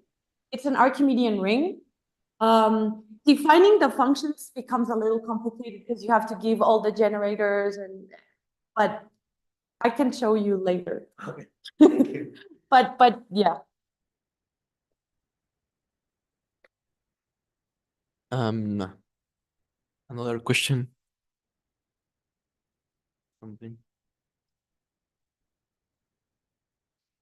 I have a question. So in general, this ring it needs to be an algebra, right? It's an algebra over the reals, the usual reals. The ring The ring of the functions? Yeah. Yeah, I think so. And there is some kind of theorems of characterization that said something about the ring structure of this algebra, and that give you some information of the frame in play, Yes. like I don't know that much because I don't work with all those rings. But for instance, if you take the ideals of those rings, you can form frames, and those frames give you information back to the original frame. Yeah. And this was also done in logical spaces, maybe not as nicely though, but yeah. So people who work with this ring, they take the ideals and then they go back to the frame and it gives you information. And that's where all the co-zeros play a role and everything. Yeah. I don't know if that answers your question. I don't know if I can Yeah. tell you more than that. That's Yeah. good.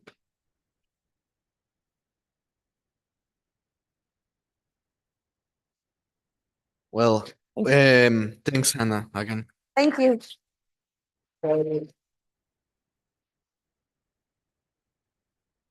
We have a coffee break now, but in that coffee break, we have the flash talks.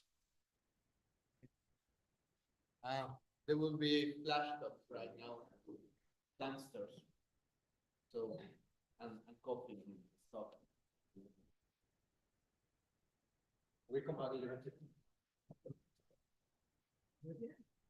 Yeah, no.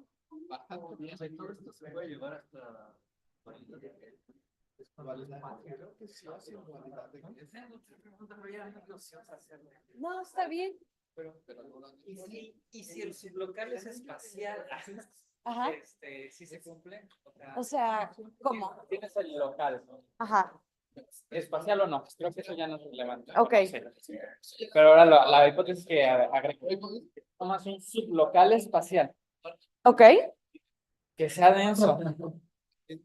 Andas puntos, es denso en por acá. Sublocal espacial Sublocal espacial. denso. Si Denso. lo regresas con los puntos Puntos en el en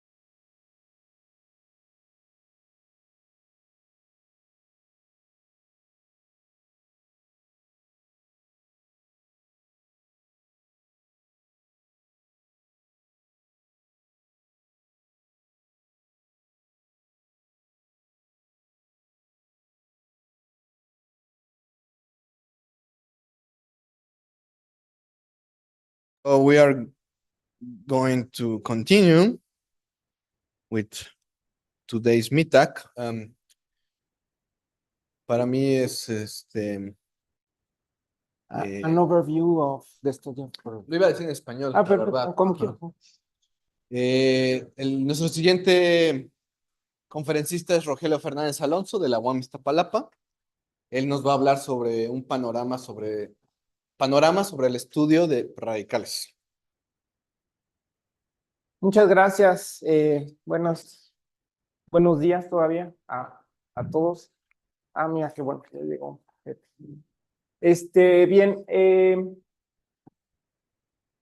pues muchas gracias a los organizadores y al mismo tiempo muchas felicidades.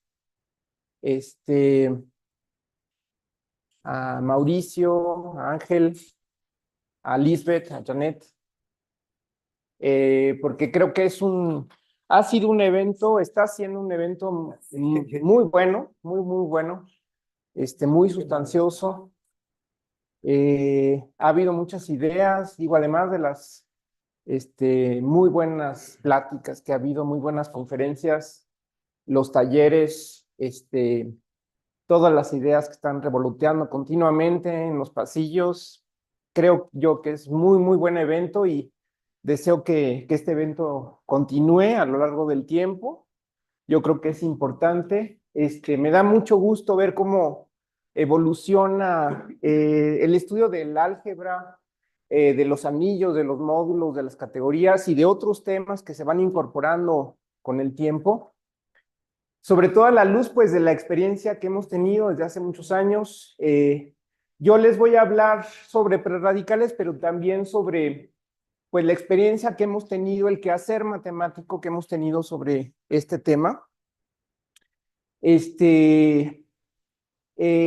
Bueno, en mi caso, me he centrado en un concepto, en un tema a lo largo de mi trabajo como investigador o de nuestro trabajo, que ya va como para un cuarto de siglo y casi todos los trabajos que he hecho han sido sobre este tema, ¿no? A lo mejor en otros casos, otros investigadores han trabajado algunos años en un tema, luego van a otro tema, incluso pueden cambiar drásticamente de línea de acción, pero en mi caso ha sido así. Entonces, bueno, también espero que lo que les voy a platicar sea una experiencia para los jóvenes, que pues casi todos son más jóvenes que yo. Entonces, eso también me da mucho gusto, el entusiasmo, la ebullición que hay en estos tiempos. Nosotros hablábamos del grupo de anillos y módulos en México, y trabajamos, pues básicamente Francisco Raggi, con el que fue su primer alumno que está presente, y que para mí es un honor que esté presente, José Ríos, y con otros 3 alumnos apareció el primer artículo sobre prerradicales en México. Y bueno, tuve la fortuna de estar también incluido en ese artículo. Y bueno, ahí es donde empezó el estudio de prerradicales en México. Pero me gustaría hablar en general de un panorama, pues si quieren ustedes, puede ser muy simplificado, burdo pueden decir, ¿no? Pero yo lo que hice fue, busqué más SCINet, la palabra pre-radicals, me salieron como 260 artículos y ahí puse en esa lista investigadores que han tomado la decisión de estudiar los pre-radicales como tema.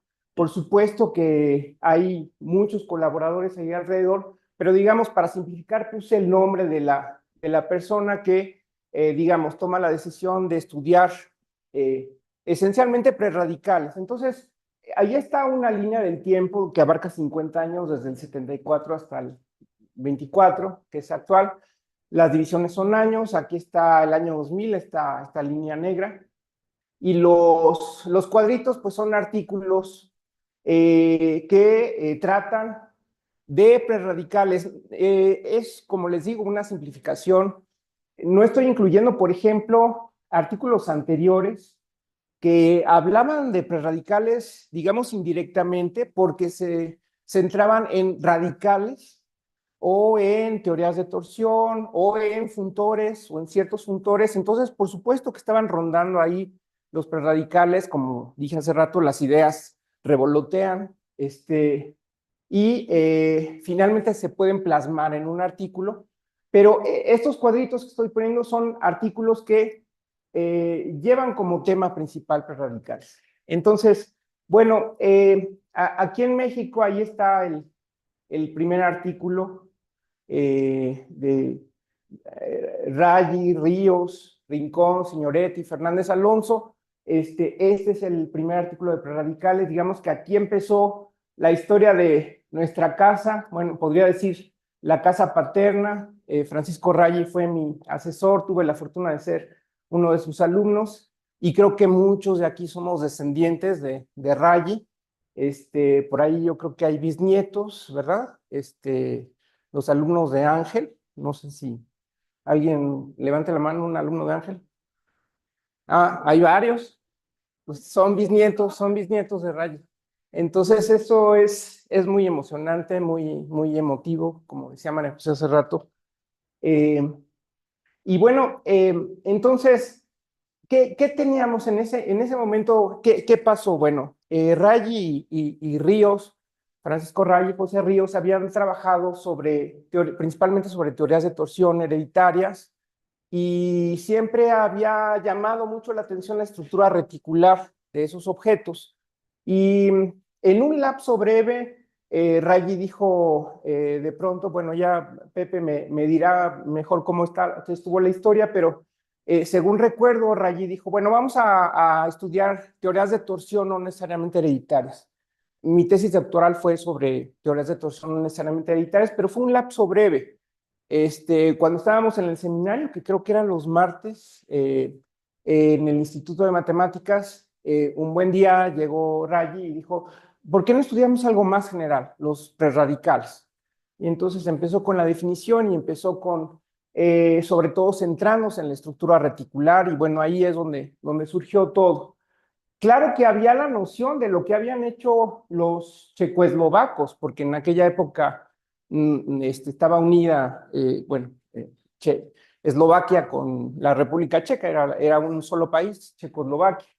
Y aquí puse a los cuatro, Vikan, Kepka, Nemek, Jambor, y estos son los artículos que habían hecho ellos sobre diversos temas de prerradicales, también haciendo una teoría general de prerradicales, y varias ideas, por supuesto, que surgieron de aquí, pero la contribución de Raggi fue, bueno, por un lado, decir, la estructura reticular es, digamos, lo importante, la vanguardia, la brújula, lo que nos va a llevar, digamos, a más allá sobre el estudio de prerradicales. Y por otro lado, la notación. Ahorita voy a pasar a los temas. Bueno, algo más que decir por aquí. Yo en particular me enteré de los trabajos de Cashew. Probablemente Francisco y Pepe tenían conocimiento anterior, pero yo en particular me enteré por ahí del 2010 o después del 2010.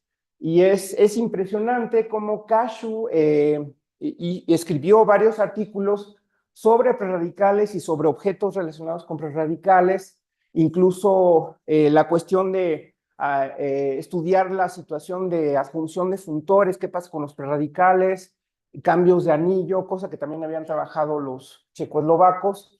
En fin, esto es muy impresionante, pero Cashew trabajó generalmente aislado, siendo nada más él solo autor de varios artículos y muy a lo largo del tiempo, ¿no? Aquí vemos que todavía tuvo aquí un artículo reciente.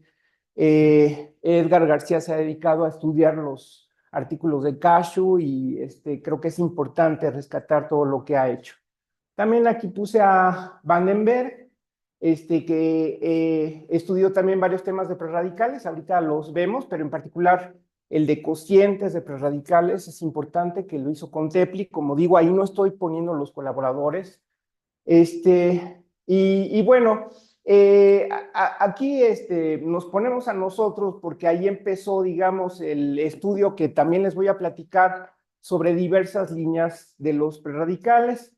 Incluyo a Toma Albu y a Hugo Rincón, que han estudiado, Pepe ha sido colaborador de Toma, han estudiado a los prerradicales, en este caso ahí los estoy señalando, en la categoría de retículas modulares y morfismos lineales. Bueno, entonces los temas más o menos han sido esos, no sé si se alcanzan a ver. Vean ustedes, los checoslovacos estudiaron la definición, hablaron de radicales idempotentes, operaciones, cambio de anillos, generación. Cashew, bueno, tiene muchos artículos, pero los temas, la situación de ascensión, centrarse en radicales, operadores cerradura, contexto de Morita, Vandenberg, exactos izquierdos, radicales, centrándose en cierta clase de prerradicales y lo que les digo de los cocientes.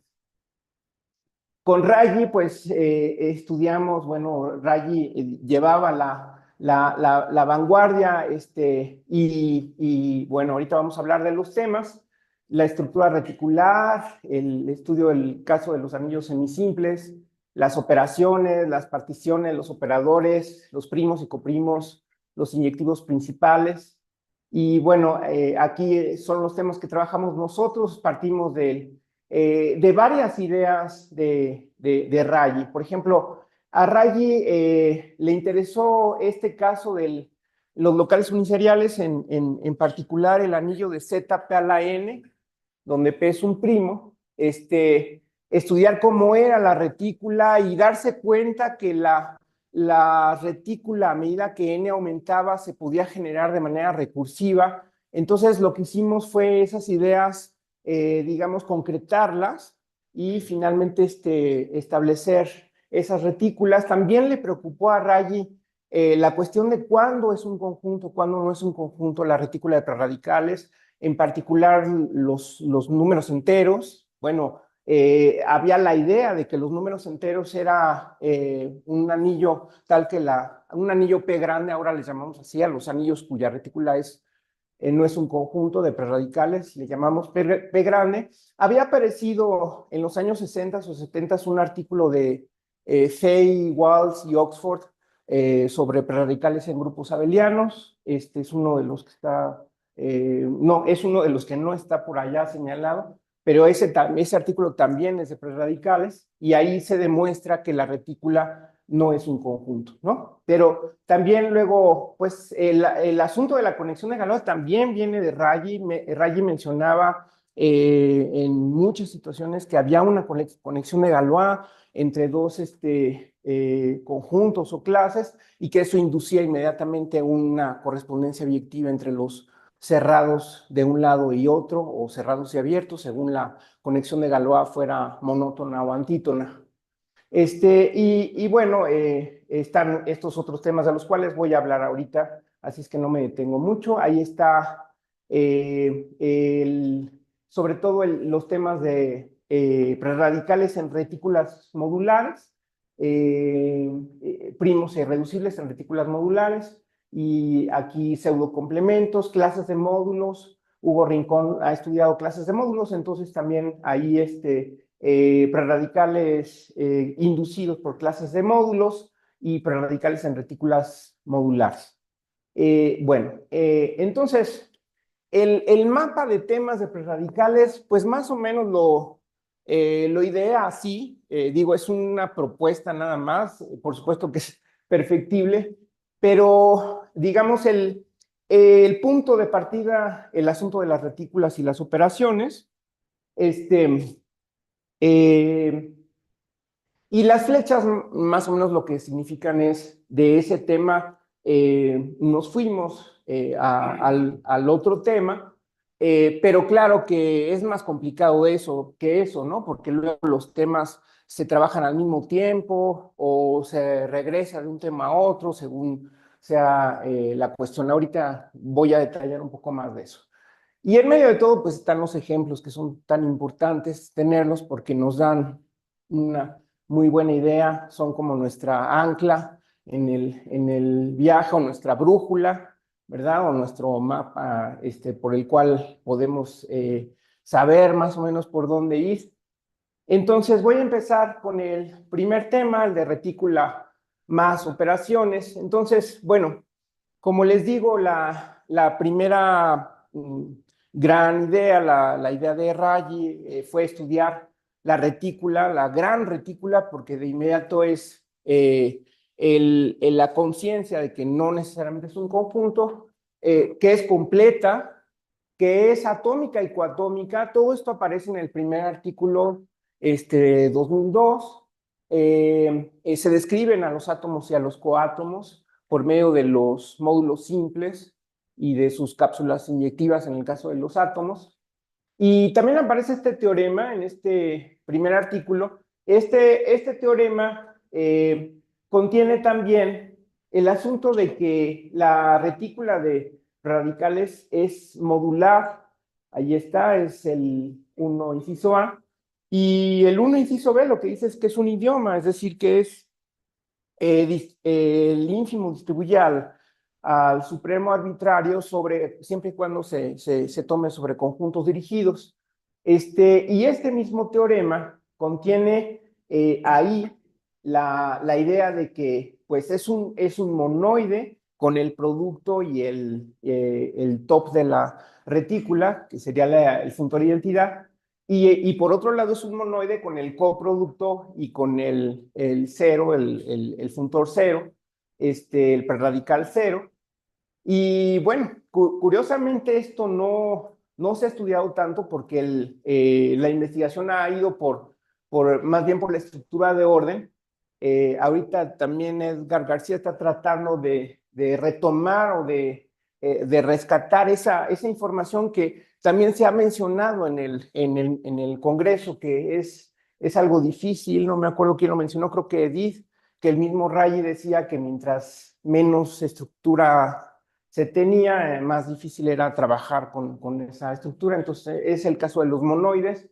Pero también está la idea de que es un semicuantal respecto al supremo arbitrario, que es lo que tenemos aquí en el 2 inciso C, en el 2 inciso A y B, que cómo se comporta el ínfimo respecto al producto, cómo se comporta el supremo respecto al producto. Vean nada más que las propiedades son nada más por un lado, y aquí respecto al coproducto, el ínfimo y el supremo. Entonces, más bien tenemos la idea de un semicuantal. Entonces, es una estructura bastante complicada que creo que incluso después de muchos años no se ha investigado a full, en plenitud. Todavía creo que falta mucho por estudiar.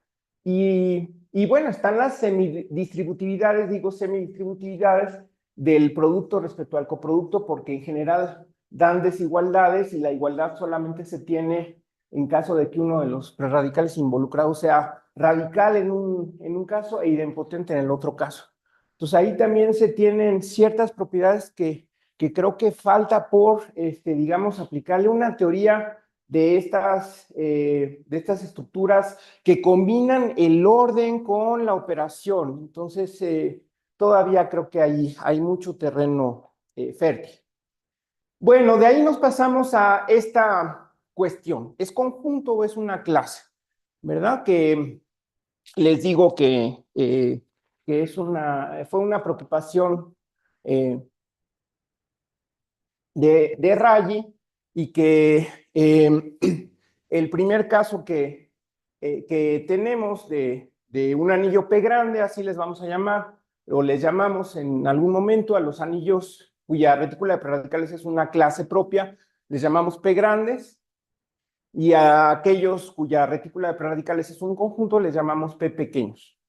Entonces, Raggi conjeturó que un anillo es P pequeño sí solo si es artiniano. Esa fue la primera idea. Pero resulta que Raggi también, ahorita hablo de otra conjetura que curiosamente es antítesis de esta. Pero lo que años más tarde descubrimos fue precisamente un contraejemplo del regreso. Es decir, aquí tenemos un anillo artiniano que no es P pequeño, y resulta ser una álgebra de caminos sobre este carcaj que es una doble flecha, ¿verdad? Y que resulta ser un álgebra Mann. ¿Ok? Pero la ida, pues todavía no sabemos si eso es cierto. Si el anillo es P pequeño, eso implica que es artiniano. Entonces, se cambió la conjetura de Rayleigh por una que digamos, restringe un poquito la segunda condición de ser artiniano a ser puro semisimple. Entonces, un anillo es puro semisimple si todas las sucesiones puras se escinden, y las sucesiones puras de módulos izquierdos son aquellas tales que cuando uno hace el producto tensorial con cualquier módulo derecho, se conserva la exactitud. Esas son las sucesiones puras. Entonces, si esas sucesiones se escinden, se dice que el anillo es puro semisimple. Bueno, es una de muchas maneras de decir que un anillo es puro semisimple. De hecho, ahorita voy a hablar de la relación que hay entre puro semisimple y representación finita, que es otra manera de hablar de anillos puro semisimple. Bueno, resulta que en ese caso sí se cumple el regreso. O sea, un anillo puro semisimple sí en efecto tiene retícula de perradicales, que es un conjunto. ¿Eso cómo se hace? Bueno, pues porque en el caso de los anillos puros semisimples existe un conjunto de representantes, salvo isomorfismo, de módulos, que se pueden considerar los módulos inescindibles del anillo, mediante los cuales todo módulo se puede expresar como suma directa de ellos. Entonces, ese solo hecho y el hecho de que los prerradicales preservan sumas o abren sumas directas hace que se pueda determinar todo prerradical con base en su valor en los módulos inescindibles, digamos, en la base, que es un conjunto de módulos con los cuales se describe toda la estructura de todo módulo de la categoría completa. Entonces, eso hace que la clase de los prerradicales, en efecto, sea un conjunto, en ese caso, un puro semisimple. Bueno, y el regreso sigue sin saberse. No hemos podido demostrar que si es P pequeño, entonces es puro semisimple. Es algo que está abierto. Ahora, ¿qué pasa en el caso de álgebras de dimensión finita? Digamos, restringiéndonos al contexto, porque estos de arriba son en un contexto general. Es cualquier anillo asociativo con uno, son los anillos que trabajamos, no necesariamente conmutativos. Pero ¿qué pasa si nos bajamos un poquito, nos restringimos a álgebras de dimensión finita? Bueno, ahí la conjetura se podría también restringir un poco esta hipótesis y pensar en representación finita. Entonces, representación finita es que el cardinal del conjunto de módulos inescindibles, en este caso del álgebra, sea un conjunto, sea finito. El cardinal sea finito. Eso es que un anillo en general, o en este caso un álgebra, sea de representación finita. Entonces, la situación para esta conjetura está igual que acá, ¿no? O sea, si tiene representación finita, entonces es P pequeño, pero pues al revés todavía no sabemos. Entonces, todavía nos restringimos un poco más. Esto fue ya al último aquí. Digamos, doy saltos en el tiempo. Esto no fue trabajado en un solo lapso, sino que fue así, por eso les digo que es más complicado que el diagrama y que la historia lineal, siguiendo la línea cronológica. Pero muy recientemente, de hecho, aquí está trabajando otro bisnieto, porque es alumno de Silvia Gavito, que es Benigno Mercado, en su tesis doctoral, está trabajando álgebras de grupo finito, y ahí resulta que sí se vale la conjetura. O sea, ahí sí se puede demostrar que el anillo es P pequeño, sí, solo sí es de representación finita. Ahora, ¿cuál es la relación entre esas condiciones? Bueno, aquí está el diagrama de implicaciones. O sea, aquí se ve que puro semisimple implica P pequeño, puro semisimple implica artiniano.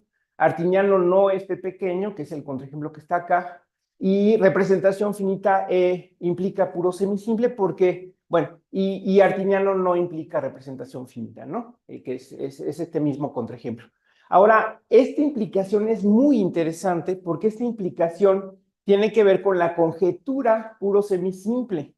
Es decir, la implicación de regreso es la conjetura puro semisimple. La conjetura puro semisimple lo que dice es que si un anillo es puro semisimple izquierdo, entonces esa es representación finita, o equivalentemente que la condición de ser puro semisimple es simétrica, en el sentido de que si es anillo puro semisimple izquierdo, entonces también es puro semisimple derecho, porque en ese caso ya se tendría que es de representación finita. Entonces esta conjetura, no me acuerdo quién habló de la conjetura por ahí, pero en efecto tiene mucho tiempo, creo que es de los años 60 o 70, no recuerdo bien, y han trabajado Simpson y ha trabajado muchos matemáticos, sobre todo el área de representaciones de álgebras. Entonces, pues así está más o menos el panorama de esta parte.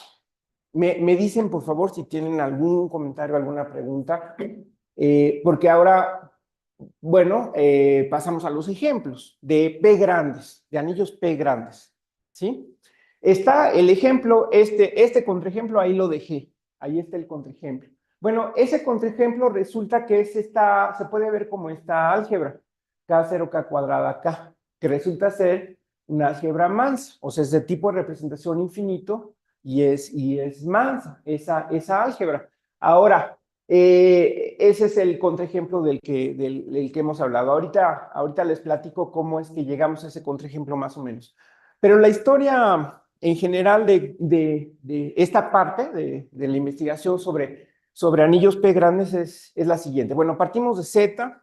Está el artículo que les había mencionado de los años 60, Face Oxford y Walls, que es bastante complicado, tuvimos que estudiarlo bastante bien y nos dimos cuenta que se podía generalizar a una clase más amplia, que son los anillos radicales derechos. O sea, los anillos radicales derechos cumplen con las condiciones a las que llegan estos autores para demostrar que en efecto en la retícula de prerradicales de los enteros se puede hacer una construcción de una cadena que tiene longitud, pues la de la clase de todos los ordinales y que son radicales, de hecho, más que prerradicales, son radicales, se construye esa cadena y eso hace que pues, ya toda la retícula deje de ser un conjunto. Bueno, esa construcción se puede hacer con esta condición que es bastante simple hablar de ella.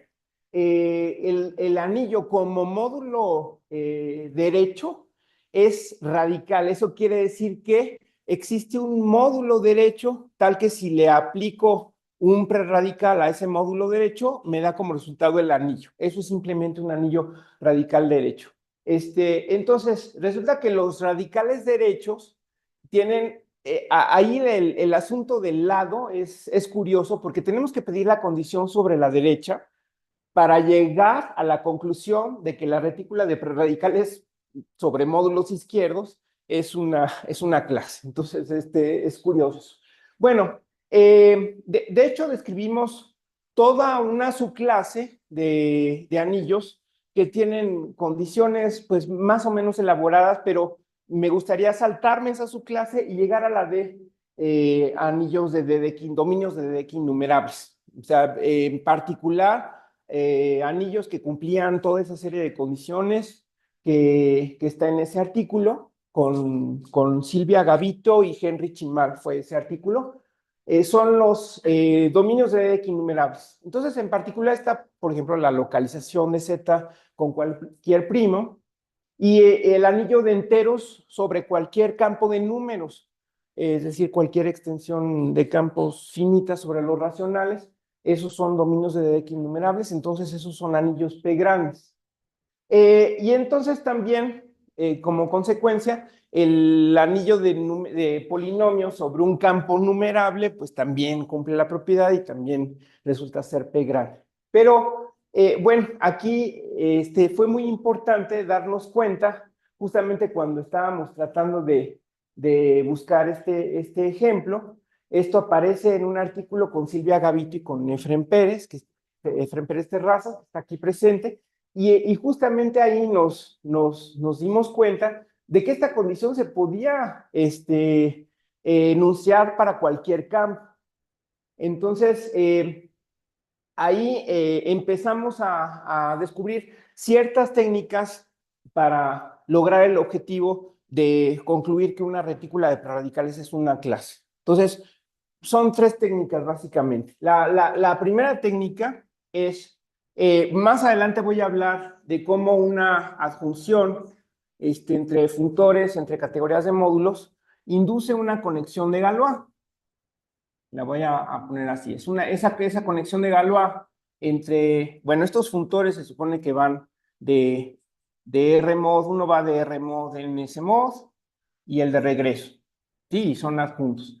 Entonces, eso induce una conexión de Galois entre las retículas que pueden ser grandes. Aquí nos hemos acostumbrado con los años a salirnos de la teoría de conjuntos desde la época de Raggi, y por eso esto pueden ser clases, ¿no? Aquí. Pero se puede hablar de los conceptos que normalmente se utilizan en teoría de conjuntos, pues se extienden a clases.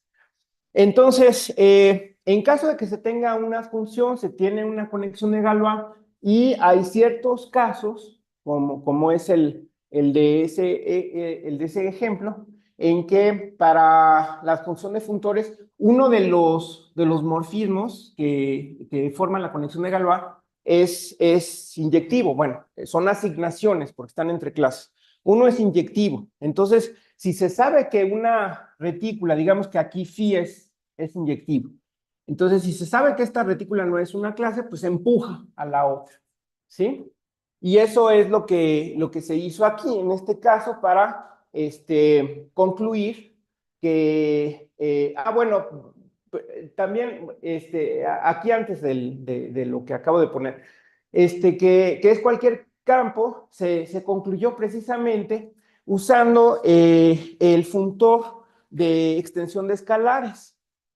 Porque si se toma cualquier campo, sea de cualquier característica, en cualquiera de los dos casos, se tiene un campo primo que o bien es finito o bien es numerable. Entonces, con ese campo primo se construye el anillo de polinomios que resulta ser numerable y se define un funtor de la categoría de módulos del campo que es del campo primo o de los anillos sobre los anillos el anillo de polinomios con el campo primo a la categoría de módulos respecto a los anillos de polinomios sobre el campo arbitrario.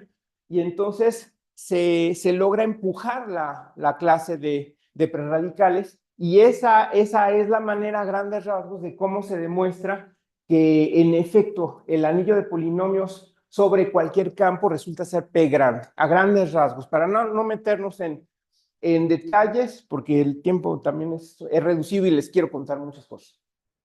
Y también está esto, que fue una observación de Mauricio Medina, por cierto, porque también si se tiene un cociente, se tiene el paso al cociente de un anillo R al cociente R módulo unidad, se tiene un homomorfismo suprayectivo, y ese homomorfismo suprayectivo define una adjunción, define de hecho una tripleta donde hay dos pares de adjunciones, se tienen dos pares de conexiones de Galois y en ese caso también se tiene que una de las asignaciones es inyectiva y se puede empujar la retícula, por decirlo así.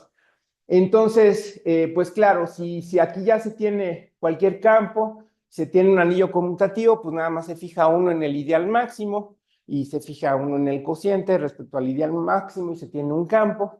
Y entonces en ese caso, pues como esa retícula de prerradicales es grande, pues ya automáticamente para cualquier anillo conmutativo el anillo de polinomios es P grande también.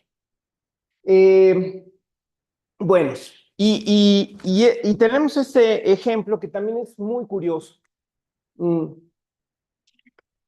En ese caso se utiliza que esta es la extensión trivial de Z2 a través de Z2 cuadrada, y en este caso se utiliza que esto es isomorfo a un cociente de un álgebra del álgebra asociativa sobre Z2 con dos variables, un cociente con respecto a ciertas relaciones. Y entonces, a su vez, ese cociente se demuestra que es P grande usando una técnica parecida a esa. Bueno, la segunda técnica es para ciertos funtores, nada más ciertos funtores que van de una categoría de módulos a otra categoría de módulos, con ciertas condiciones que preserven inclusiones, que sea inyectivo en objetos, etcétera, ciertas condiciones. Entonces, ahí, sin tener la conexión de Galois, podemos concluir que el morfismo correspondiente, o se puede definir un morfismo usando este funtor, que resulta ser una asignación inyectiva. Entonces, es otra manera de empujar. Bueno, y la tercera es directamente definir la asignación, ¿no? Sin usar el funtor. Entonces, esas son las tres maneras como hemos encontrado que podemos empujar la retícula. Y este es el caso. Ahora, esto lo pensó Rayi cuando teníamos el seminario.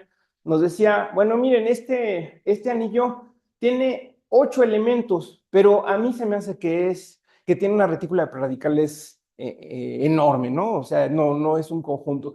Y eso pues es totalmente contraintuitivo, ¿no? Porque un anillo finito, tan pequeño, resulta que sus preradicales no tienen nada que ver, pues, en ese sentido, con los elementos del anillo. Eso es bastante sorprendente.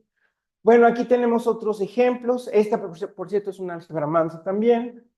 Tenemos otros ejemplos. Estas álgebras, también, aquí también se usa la misma técnica. Resulta que esta es un cociente de estas, o si m es menor que n, entonces las álgebras con potencia m son un cociente de las álgebras con potencia n, y entonces sabiendo que esta es P grande, pues ya estas son P grandes, estas ya son salvajes para n, aquí es n mayor que 2, para n mayor que 2 son salvajes. También es algo muy curioso que en muchas situaciones para el caso 2 se tiene una álgebra mansa y para el caso mayor que 2 se tiene una álgebra salvaje. Es algo para mí bastante misterioso. Todos estos son anillos artinianos, como dato. Tenemos estas álgebras que son anillos o álgebras de polinomios con n variables, la conmutativa y la no conmutativa, la álgebra asociativa. Esas también son salvajes si n es mayor o igual que 2. Y se tienen estos otros ejemplos. Estas son álgebras de grupos, son unas que se ha estudiado en esta tesis doctoral que les platiqué con Benigno Mercado y Silvia Gavito como asesora. Y aquí están estos ejemplos. Estos son salvajes, para característica igual a 2, son salvajes, y este es mansa. Creo que aquí lo puse al revés. Son salvajes cuando P es distinto de 2, aquí en este caso. Esto ya no sirve. Así. Cuando P es distinto de 2, este es salvaje. Aquí no puse, pero esto es P distinto de 2. Y cuando P es igual a 2, es mansa. Bueno, ahora, ¿qué pasa en la contraparte? En los casos finitos. Bueno, en los casos finitos está este teorema que también apareció en el primer artículo que les puse al principio, donde se dice que la retícula es booleana finita si solo si el anillo es semisimple. Semisimple quiere decir semisimple artiniano, ¿no? Semisimple artiniano. Siempre pensamos en eso. Entonces, por ejemplo, dependiendo del número de simples no isomorfos que tenga el anillo, se tienen los átomos de esta retícula, ¿no? Entonces aquí es nada más el dibujo cuando se tienen 3 simples no isomorfos. Y bueno, aquí está el dibujo de un anillo, el correspondiente a la retícula de radicales de un anillo local uniserial, que serían los anillos que generalizan a los ZP a la N. Son el ejemplo típico de anillo local uniserial, donde se tiene una cadena de ideales, o sea, los ideales, tanto los izquierdos como los derechos, forman una cadena, y esa cadena tiene cierta longitud, y es la longitud N la que determina el tamaño de la retícula.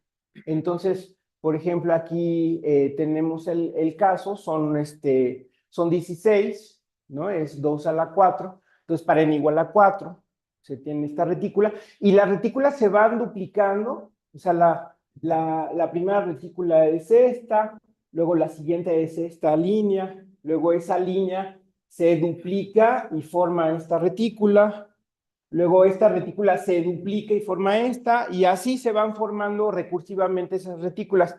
A Silvia Gavito no le gusta, pero desde la época de Raggi les llamamos retículas de Silvia, entonces pues les digo que son las retículas de Silvia esas. Y bueno, lo que se tiene es que los anillos artinianos de ideales principales se pueden poner como producto finito de anillos de matrices sobre anillos locales uniseriales. Entonces, por las propiedades que tienen los prerradicales, que la retícula de prerradicales se conserva bajo un contexto de Morita, y las retículas de productos finitos de anillos son a su vez productos de las retículas correspondientes, se tiene este teorema. Ahora, este teorema es para anillos conmutativos, la equivalencia. O sea, un anillo artiniano de ideales principales, en general, aunque no sea conmutativo, sí tiene una retícula de prerradicales que es un producto de retículas de este tipo. Puede ser muy complicado y pueden ser productos de retículas de distinta n, ¿no? No tiene por qué ser uniforme. Pero entonces tiene cardinalidad una potencia de 2, ¿sí? Pero al revés, en general, pues no sabemos, pero en anillos conmutativos sí tenemos ese resultado. O sea, es equivalente ser artiniano de ideales principales de representación finita, P finito, es decir, que no solamente que la retícula de prerradicales sea un conjunto, sino que sea un conjunto finito, así le podemos llamar, ¿no? A un anillo P finito. Y que sea de cardinalidad 2 a la m. Entonces, ahí es el primer indicio que tenemos de que pues, todos los ejemplos que conocemos de retículas finitas tienen cardinalidad potencia de 2. O sea, ¿no será que todos tienen cardinalidad potencia de 2? Bueno, al menos en anillos conmutativos sí lo tenemos, pero todavía está esa conjetura en general. ¿Qué otros ejemplos tenemos? Bueno, aquí hay una pregunta abierta, es si hay anillos P pequeños que sean P infinitos de representación infinita, o sea, en general, ya quitando la restricción de anillo conmutativo. Esa es una pregunta que no hemos contestado, ¿no? Pero fíjense, aquí tenemos otra clase de ejemplos P finitos, considerando los carcax de Gabriel, de la clasificación de Gabriel, y resulta que considerando esta clasificación y analizando las álgebras de Carcax sobre todos estos Carcax del teorema de Gabriel, resulta que es P finito sí, solo sí es de tipo AN. Todos estos son P pequeños, pero no son P finitos, son P infinitos, ¿sí? Pero nada más resulta ser P finito. Eso sí lo pudimos demostrar. Pero en cuanto a cuál es su cardinalidad, eso todavía es una conjetura, pero es una conjetura muy fuerte, es decir, en el sentido de que la sensación es que su cardinalidad es 2 a la n por n más 1 sobre 2. La potencia tiene que ver nuevamente con la longitud del carcaj que tenemos aquí. Entonces, por ejemplo, esto es para n igual a 2, ¿sí? Entonces, para n igual a 2, son 8 elementos, porque es 2 por 3 entre 2, pero ya el siguiente ya serían 64 elementos, 2 a la 6, y luego 2 a la 10, entonces ya es un poco, estas retículas sí son bastante complicadas, no son como estas tan uniformes, también portaditas, sino que estas sí son muy complicadas y todavía falta estudiar esa situación. Muy bien. Bueno, y entonces esa es la conjetura que les decía, ¿no? Un anillo es P finito, sí, solo si tiene cardinalidad una potencia de 2. ¿Quién sabe si eso sea cierto o algún día podamos encontrar una retícula que no tenga esa cardinalidad? Eso está por verse. Todavía hay muchísimas cosas por hacer. Bueno, me regreso al mapa de ideas y me voy a esta zona de adjunción a conexión de Galois. Entonces, ya los checoslovacos tenían este teorema, toda equivalencia de categorías, o sea, un contexto de Morita entre dos categorías de módulos, induce un isomorfismo de retículas de prerradicales.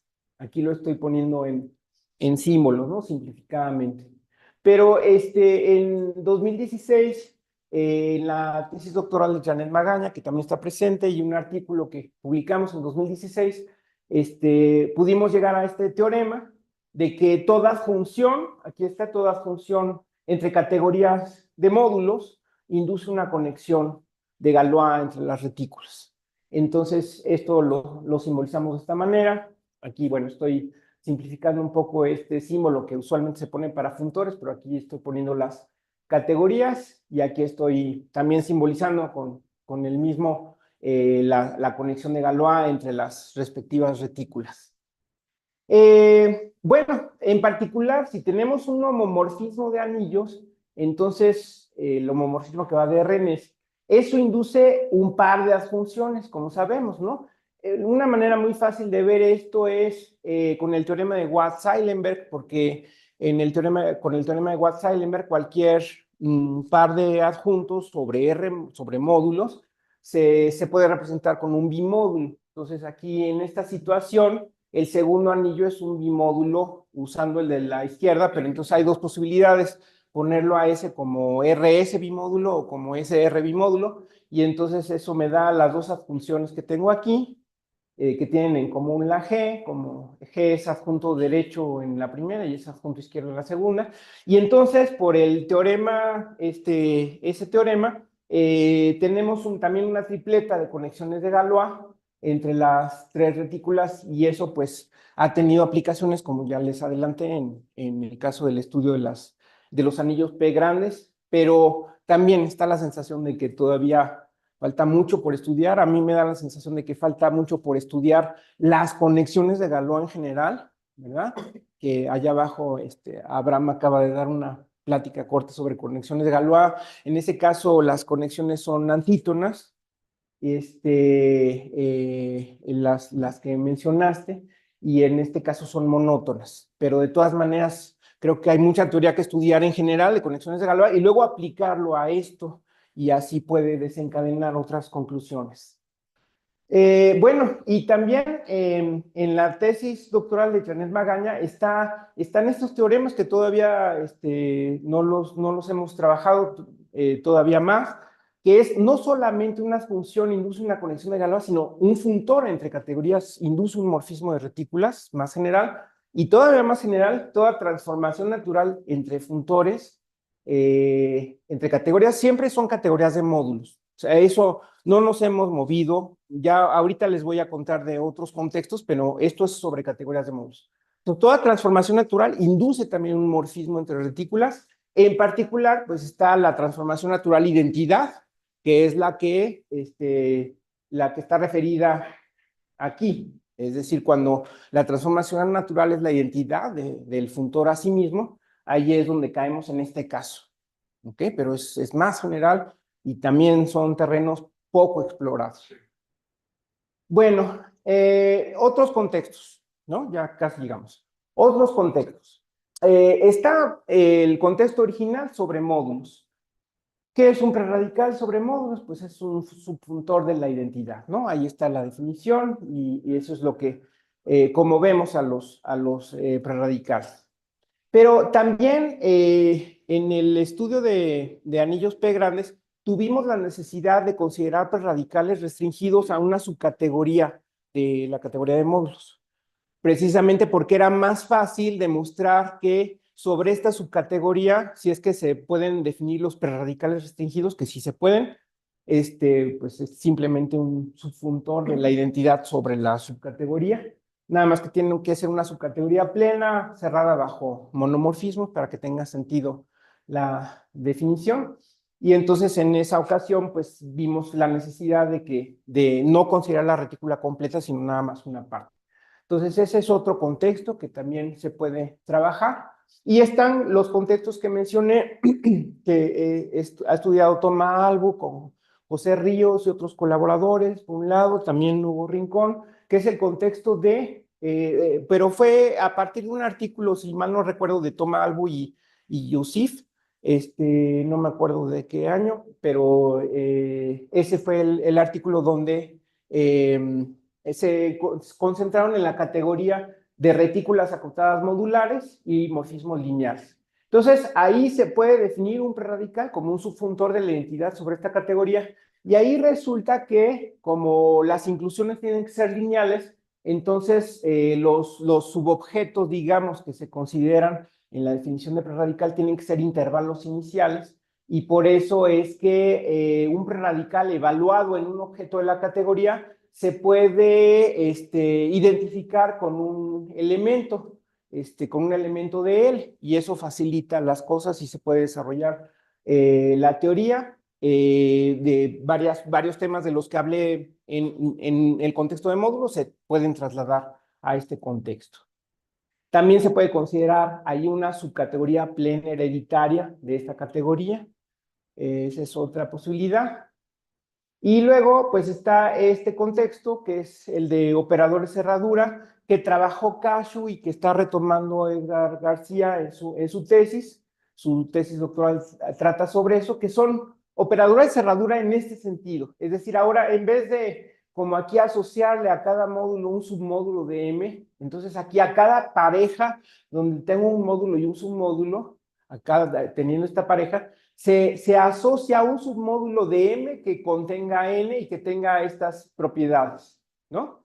Estas dos propiedades, y que se comporte con los morfismos de esta manera. Entonces, es algo que de alguna manera extiende a los prerradicales, o que son objetos que tienen que ver con prerradicales. De hecho, si N es igual a 0, pues se tiene un prerradical. Y también se pueden trasladar muchos de las propiedades, conceptos, resultados a ese contexto. Luego tenemos el contexto que hemos trabajado recientemente con Valente Santiago, Janet Magaña y Lisbeth Sandoval, que es sobre categorías abelianas, donde aquí hablamos de subobjetos, que en vez de hablar de un subfuntor de la identidad, bueno, hablamos de un subobjeto como una clase de equivalencia de monomorfismos, y entonces tenemos una sucesión exacta, eso induce una sucesión exacta. Entonces un preradical que se puede considerar como un subobjeto del funtor identidad induce una sucesión exacta, y entonces aparecen otros objetos que son como los duales, que podríamos llamar coprerradicales, que están del otro lado de la sucesión, y esto nos lleva al estudio de la dualidad, porque si consideramos la categoría opuesta de la original, si partimos de una categoría abeliana y consideramos la categoría opuesta, entonces resulta que los prerradicales en esta categoría opuesta corresponden a los coprerradicales de la categoría original. Eso nos dice en particular que, dado una categoría abeliana, la clase de los prerradicales en este sentido la comparten con la categoría opuesta. Aunque la categoría opuesta sea otra cosa muy distinta, resulta que los prerradicales se conservan en ese sentido, ¿no? Son invariantes en ese sentido. Bueno, entonces eso es a grandes rasgos lo que les quería platicar. Y bueno, las referencias pues son las 260 referencias que uno puede encontrar en MathScience.net. Este es un ejemplo de una de las páginas que salen, y pues eso es todo. Gracias.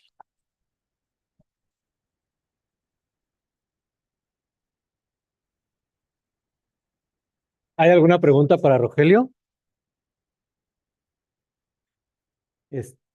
¿No? Bueno, aquí en la última lámina A ver, perdón. mencionabas que Aquí. en la anterior, entonces, Aquí. que de cada lado izquierdo que se tuvieron que bajar un poquito y agarrar subcategorías. Esta, sí. Ajá. Tomaron esas subcategorías tomaron como sigmas M o algo así. No. No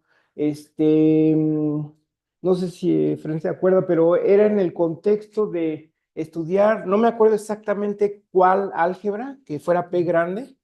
Es que las técnicas resultan complicadas porque tienes como que armar rompecabezas usando a veces otras álgebras que ya estudiaste.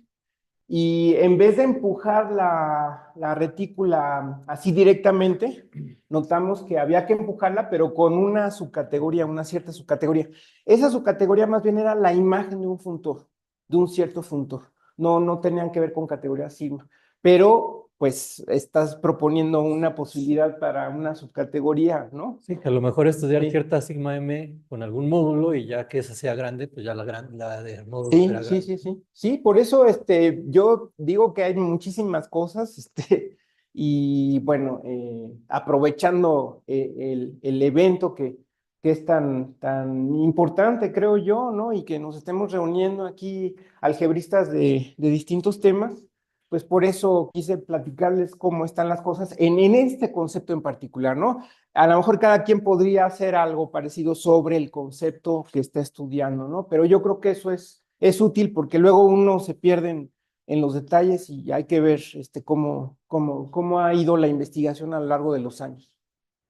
Gracias. Yo creo que, Adelante, Pepe. con respecto a estas subcategorías, sí considero definir el concepto de subcategoría totalmente invariante, o sea, que sea invariante bajo endofuntores de la categoría original. Y No, si eso corresponde a alguna situación de este estilo. ajá. Sí, sí, pues esa podría ser una posibilidad, Sí, por porque las que consideras son totalmente invariantes, ¿no? esta subcategoría Ajá. plena, cerrada bajo monomorfismo. Sí. Eh, o sea, lo que estás planteando es si tomo un endofuntor de la categoría, entonces la categoría va a dar a la categoría. Sí, sí, sí, Bueno, sí, sí. es más general porque no estoy nada más considerando prerradicales, sino. Sí, Sí, sí, sí. endofuntores. Sí, endofuntores. Sí. Entonces, a lo mejor da otro tipo de objetos De que no son situación, ¿no? prerradicales. Sí. Sí, pues muchas gracias por la. Gracias, Pepe. Sí, sí. ¿Algo? Sí, he de decir que estos comentarios, como el que acaba de hacer Pepe, nos han empujado. Por ejemplo, Gerardo Raye propuso estudiar álgebras de grupo, también al final de una conferencia, ¿no? Bueno, Mauricio hizo la observación del anillo cociente una vez, y así, ¿no? Nos hemos enriquecido con estas observaciones siempre. Siempre son muy, muy, muy valiosas.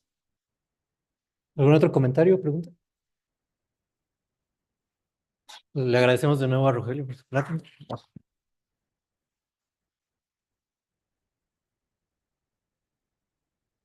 Estamos unos minutos atrasados.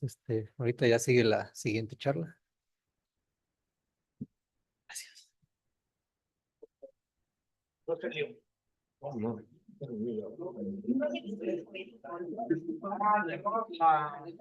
La parte para ver cómo se ve la webcam. Es que Liz ahorita la estuvo moviendo.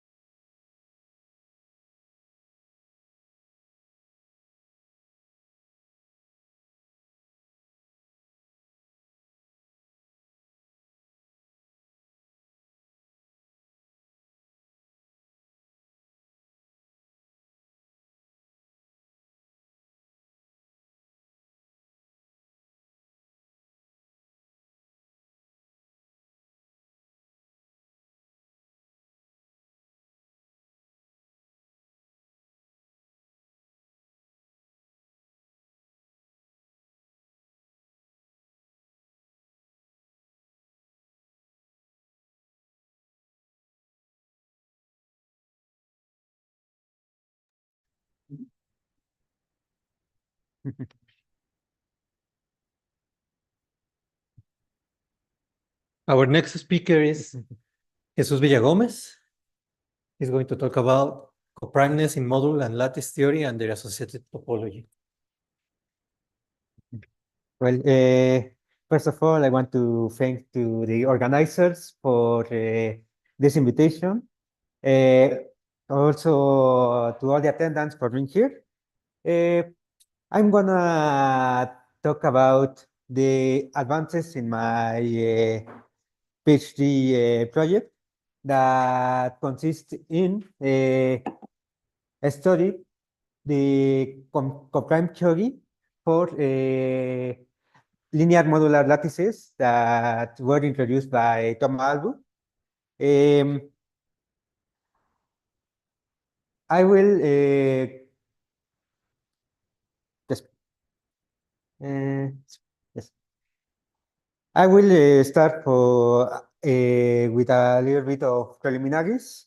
First of all, some notation. The intervals of a lattice will be denoted like this. And I want to define what is a linear modular lattice.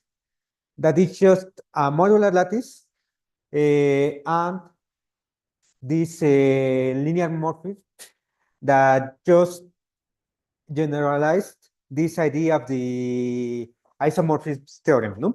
That is all the morphisms has a kernel and it induces an isomorphism between like this quotient and the image, no? So the category of linear modular lattices is the category whose subjects are the concrete modular lattices and morphism, this kind of morphism. Another notation that I want to introduce is the sigma L. I guess almost all know what is the Bisbauer category for modules. Well, for lattices will be the same, the subcategory of all the subgenerated lattices for a fixed lattice. And yes. Well, the previous talk, an extraordinary talk, was about pre-radicals. Well, pre-radical is just a subfunctor of the identity functor of R mod. And we only translate this definition of pre-radical for lattices.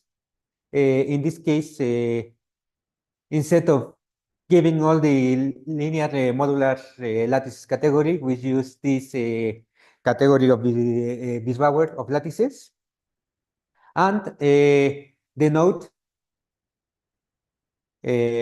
another notation is for intervals, we use this notation.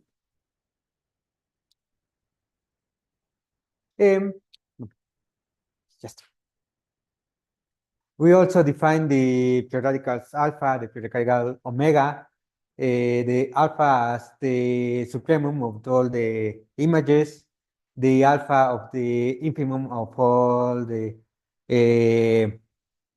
pre-images. The same for the latticeal part.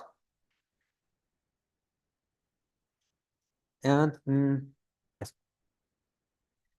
We define the product as the composition, this type of coproduct as given by this relation, and we'll translate it to the latticeal pre-radical part.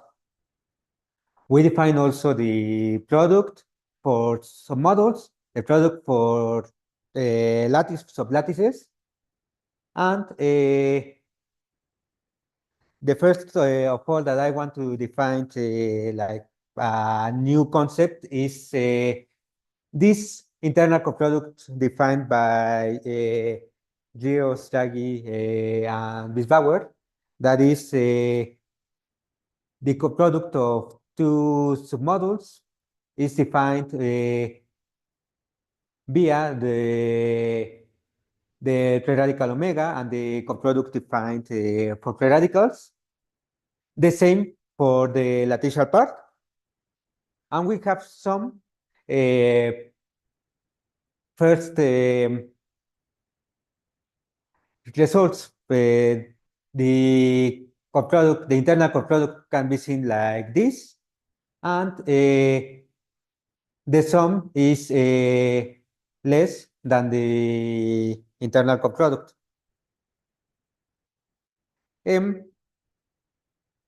We have studied the first basic properties for the coproduct, the monotony, the relation between the intersection, the sum,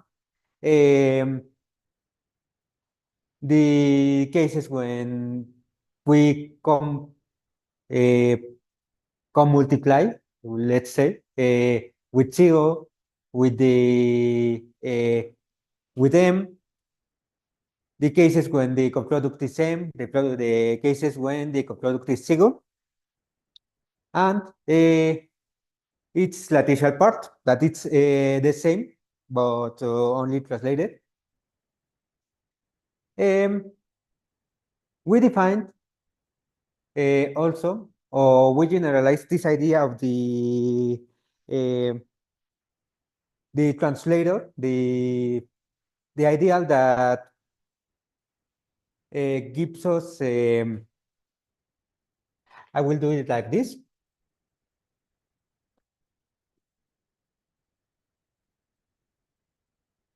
For a ring, the translator of two-sided ideals is just the elements of the ring that multiplied by I is contained in J. No?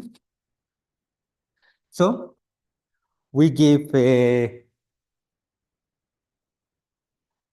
we give this definition for the module part.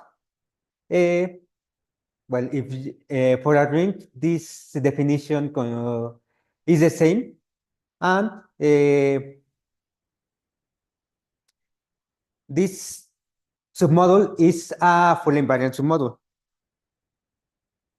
With this and this other concept that is the annihilator of the submodule, we seen that the coproduct can be described as this formula. So this gives us a very nice way to compute the internal coproduct for a ring, but this also gives us some problems. For example, for giving examples for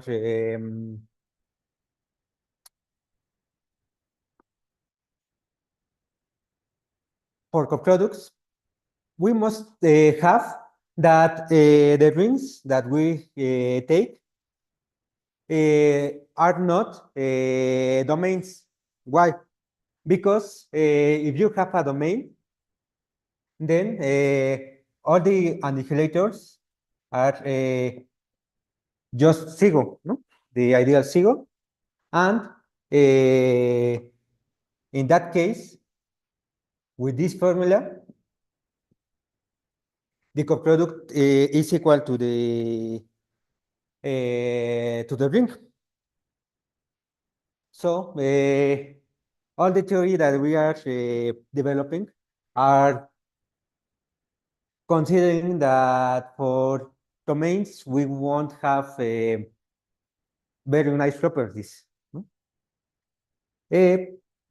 This formula, we search if it could work for modules. It is until now known this relation, this order, but the order is known until now. And with that, we started to introduce some dual properties from the product theory. And this is, for example, what is a codempotent submodule that is just idempotent with respect this coproduct. The same for the lattices. And we've seen that if we have fully invariant submodules that are direct summands, then these are coidempotent. For example, for a ring, every two-sided idea that is a direct summand is coidempotent. And other example, if you have a semi-simple model, then every fully invariant model is coidempotent. Why? Because every submodule is a direct summand. And well, this is the case for semi-simple rings. And well, also, we've seen that not only the fully invariant models that are clear summand are coidempotent, but also they are also idempotent. So in this context, these two are the same.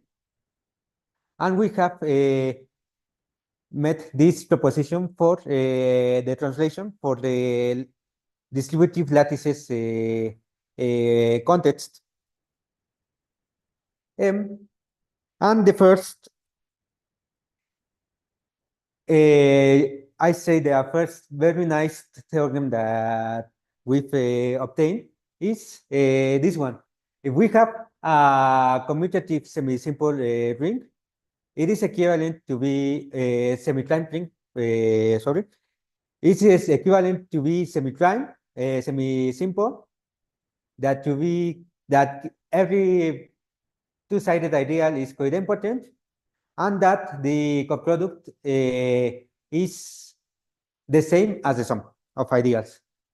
This gives us almost a duality of another well-known theorem of classic ring theory. That is the characterization of the B rings of the Villamayor, this theorem of Villamayor. Commutative, for a commutative ring, it's equivalent to be a B ring, that every ideal, a two-sided ideal is idempotent, and that the product of ideals is the same as the intersection. And the other, another concept that we've seen is the coprime submodels. The coprime submodels is the dual of the prime part. The prime part is defined if it contains a product, then it contains some of the two submodels. In this case, the dual could be if this submodule is coprime, then if it is contained in an internal coproduct, then it is contained in some of the two cofactors that we have. We got some examples of coprime submodels. For example, a ring is coprime if and only if it is simple. If we have a simple model, then it is coprime with its injective hull. And this one, if n is the only non-trivial fully invariant module of M, then n is coprime. For example, in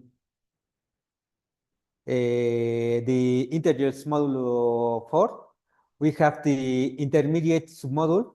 This would be coprime in the integers modulo 4. well, this is the same for co-prime sublattices. I will not stop here for being seeing more other things. The dual, the translator of the other's theorem.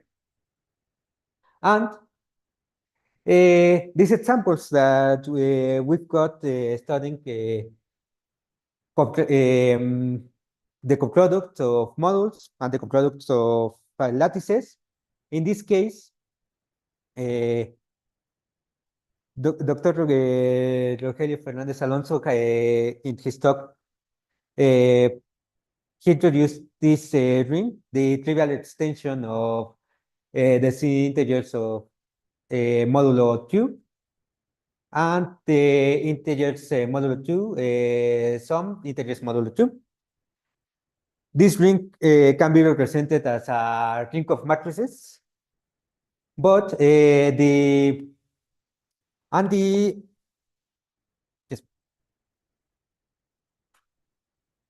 its lattices of ideals can be seen like this. So we've got one maximal idea, two, three minimal ideals. It is commutative, so the annihilators, the right and the left are the same. But this is an example of where everything could go wrong. Why? Because this coproduct is not commutative, not associative. The minimal ideals are not coprime, which is something interesting because when we studied prime ideals, all the maximal ideals were prime. In this case, the dual is not satisfied. And so this is an example where everything goes wrong. The counterpart, the integers modulo n, is an example where everything could go right. And well, we described the internal coproduct as this formula. And we've seen that this commutative, associative. We've described the coidempotent ideals and the coprime ideals. And for doing some examples with the latticeal part, we described the Biesbauer category for a simple lattice. And we described the endomorphism of this lattice of subgroups of the group of Truffert that is that are described like this. We compute the internal coproduct, and there are only two coprime sublattices and two coprime idempotent sublattices. Where this is an application for seeing that we are doing something for we are not just abstracting things for nothing at all. Instead, we have seen this application for the circle, the radical of Jacobson. And the last thing I want to talk is about the co-spectrum of a submodule. Well, we have the Zariski topology for primary elements. We wanted to do something similar for the coprime elements. So we denoted the co-spectrum like this. We defined the coprime radical. We've given some properties. And we defined the topology introducing first the open elements, the open sets of the topology, with this a little dual with the Zariski topology. That is, we start with the closed one. Then we describe the closed elements and gave this theorem for when this topological space is a T1 space, and it is when the coprime ideals or the set of the coprime ideals is equal to the set of the maximal coprime ideals. And well, thank you for your attention, and I hope it was not too fast.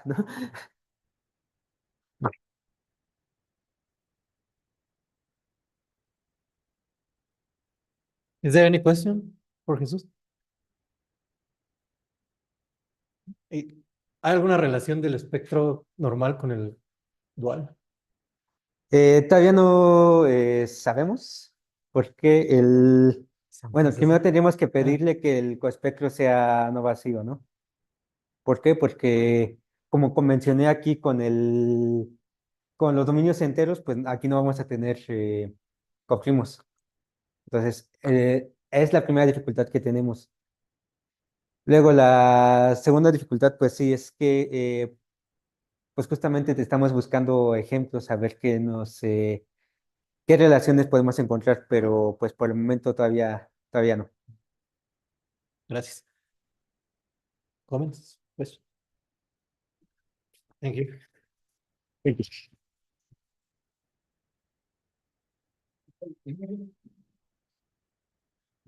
Aquí. Sí,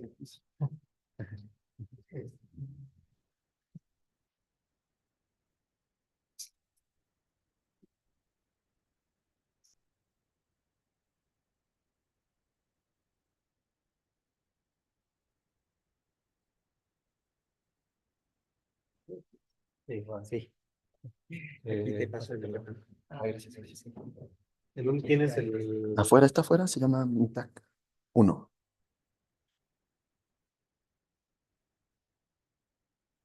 No. Ujú.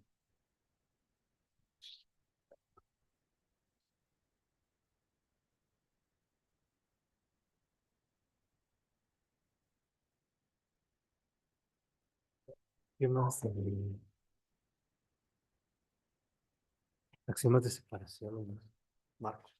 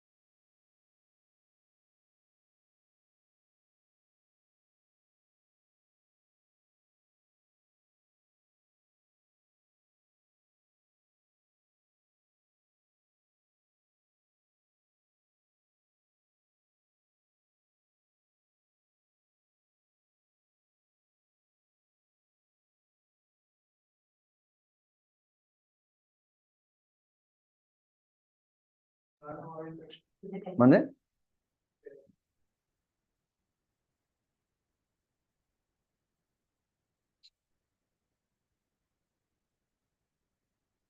Our next speaker is Juan Carlos Monter, and he's going to talk about patch modifications and its relationship with the type Hausdorff axioms.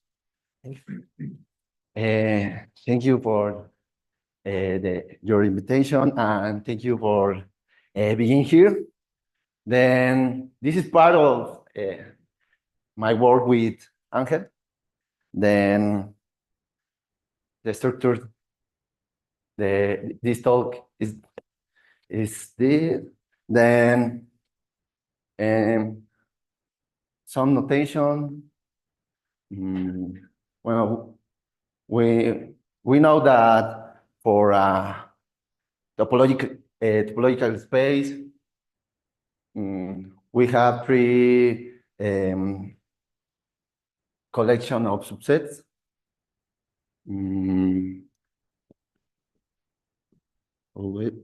The open sets, closed subsets, and in this case, compact saturated subsets. Okay. Then, well, if we have a frame,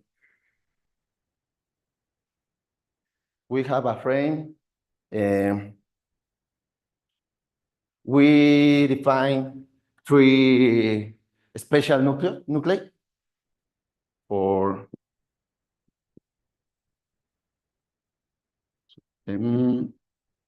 this is a closed nuclei. BA is a open nuclei. And this is an regular nuclei.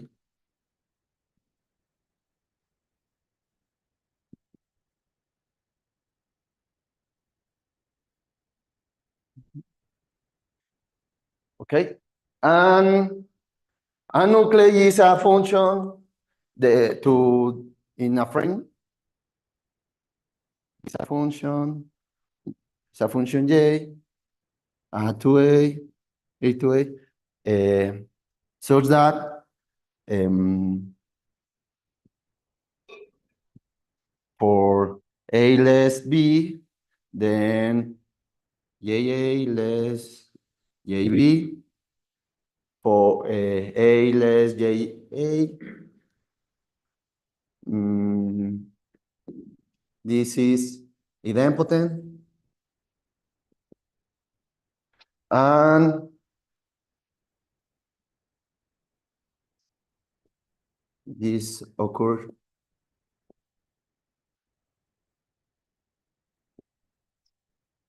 This is a nuclei. And NA is the assembly.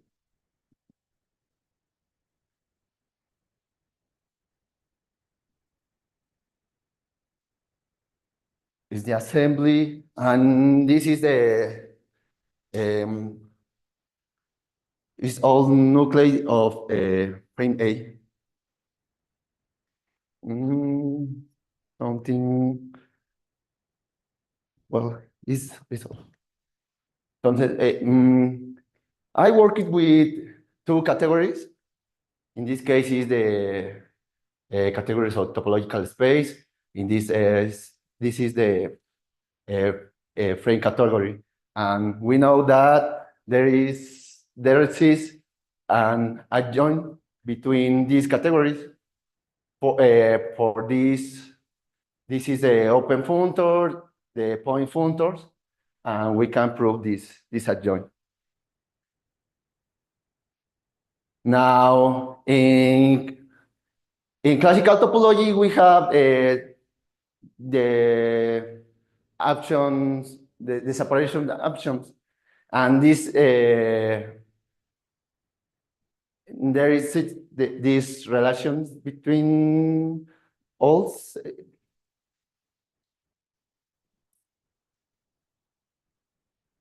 but we have the option theorem, but only the open frames. This is the open frames, is the topologic, the space. And we translate the separation option. We have the theorem T1 is every prime element is maximal. The regular option, this is condition. T3, completely regular. This is condition. T3 half, norm, and T4. Okay, but the natural question is, what happened that a frame is arbitrary? Not only the open frames. Then for this case, the option separation, we have this translate.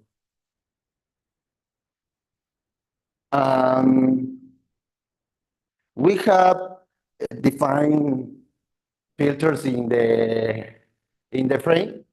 In this case, for defining a filter, we have a perception with the top element and this condition. This is a filter in the frame A. And there are different type of filters. Filter, proper filter, prime, completely prime, open filter, and admissible filter. Okay. The Hoffman-Midlove theorem relationship the open filters with compact saturate for a frame A with point space A. There exists a big deviation between compact saturate and open filters. Well, we can extend the theorem Hoffman-Midlove, and we obtain this version. In this case, we added the BF, the fitted nucleus. Now, when we have a topological space, we have different properties. For example, for outdoor space, we have this property. Every compact, particular saturated, is closed. But I want to work with different topological space with more general. In this case, I don't. I want this property, but more general space. For this, we define the packet space. A topological space is packet if every compact saturated is closed. Then we define a property between T2 and T1. This T0 plus packet is a property between T2 and T1. Now, the space is not packet when we have compact saturate, and this is not closed. But solving this problem, we define the P base for this subset, and the patch space, the topology generated by the P base, and for a topological space, let PA be the space with the same points at is, and the topology the patch space cannot be by PVs. Then the space is packed when the original space is equal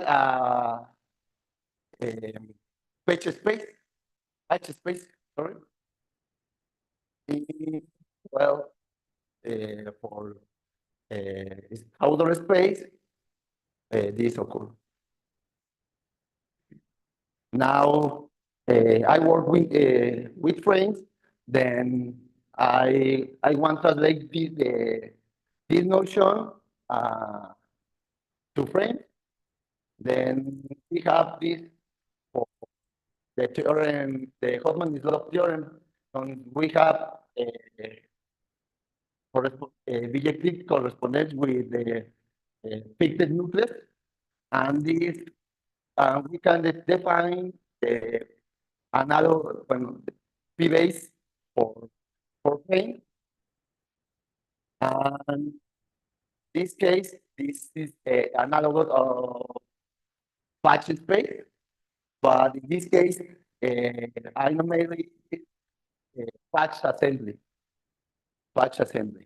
Well, this is the patch assembly has some nucleus, and we know that there exists is embedding of frame A in assembly. But we want collapse this arrow. Then the question is, when the frame A is isomorphic to patch assembly,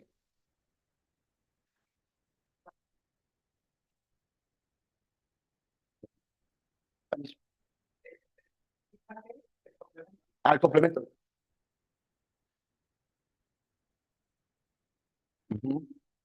Okay, this is the question. Then Rosemary Sexton is here.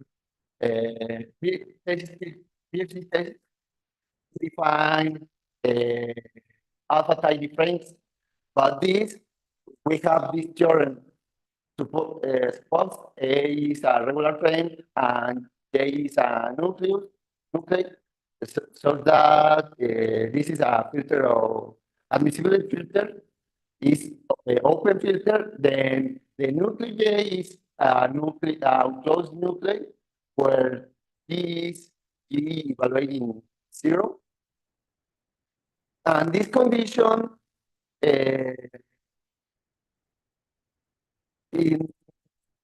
we obtain this isomorphism between A and patch assembly. In this case, we say a frame is patch trivial, is the embedding A to patch assembly is an isomorphism. Now, Rosemary defined this notion that for frame A and an ordinal alpha, open filter is alpha tidy if occur this condition. Okay, occur this condition. Then a frame is tidy is only and only if it is patch trivial. And she proved this theorem. T0 space has a one tidy topology if and only if the space is T2. But in this case, note that this is a notion in frame with a space notion. Then I want this notion fully in frames. This characterization is in frame. Then we need now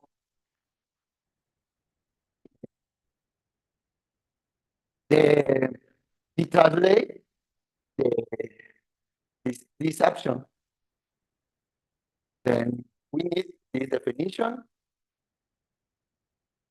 Let it be a space with a property P. We say that P is conservative if and only if the open frame has the property P is, where P is the property point free. We say that a property P for frames is sufficiently outdoor if only if P implies T2. We say that property P for frames is of first order if only if P is stated as a formula for elements in the frame. And we say that a property P for frames is a second order is only if P is stated as a sublocal characterization. In this, when Picado in his book, he have a compendium of different outdoor notions. This is first is weakly outdoor, second outdoor, this is point outdoor, and this is strongly outdoor. A difference in topological space in frames there exists four notions of outdoor frames. Then the question is, what is the better? What is but maybe we have actuality young una respuesta parcial. Partial answer. But in this table, the weakly outdoor is a property of fifth order only. Outdoor is conservative, first order, sufficiently outdoor is this strongly outdoor. Then in frames, we have this relationship with the different separation action. This is P, U, in his chart, in his talk, Sebastian, Rayita mentioned this notion that I don't start in this talk, but I want you know this notion. We had this relationship. Then we have relation. We have compared the outdoor notion with the side difference. For this, we have this definition. We say that a frame is spatial is it is equal open frame, and this theorem is the appearing and is for Rosemary. If A is a spatial frame, then A is a quantity if only if the space A is T2. In your thesis, we have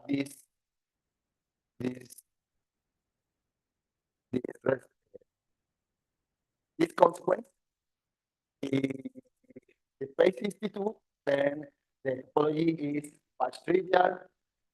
A frame is tidy is only the frame is much trivial, and the property outdoor is conservative. In this rationale, we have this we have this we have identification, and we can we have this conjecture. Every outdoor frame is one-sided, but it's a problem we have in the PhD. But it's hard to have Chinese characterization, assigning outdoor type notion for frames. For example, this theorem and this theorem. But it's son resultados nuestros. Then we have this implication. This is the conjecture. And to finish this talk, we have the future work. We have the frame is tiny. The frame is a tiny frame. The quotient is tiny. For a collection of tiny frames, the coproduct is tiny. We have examples where if the space is, well, if this S is a compact local or outdoor local, then S is closer. Characteristic frames that are not tidy, and the properties of separation of the patch assembly. Excuse me for my English.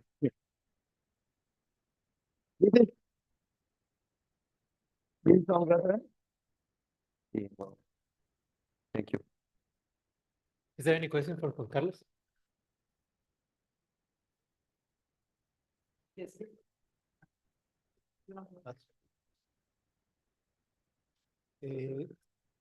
¿Tienes algún ejemplo de marcos donde el marco tenga la propiedad dual? El Es marco decir, la otra distributividad.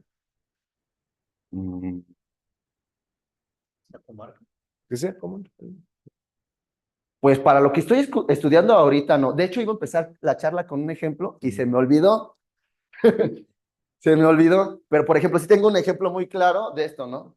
Si consideremos, si tengo yo ese que sea los reales, y se ve claramente quién es cada uno, ¿no? O sea, y los dotos de estas tres topologías.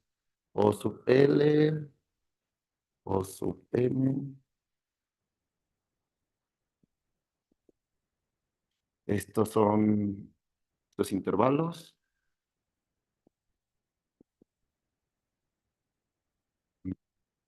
Aquí la topología métrica.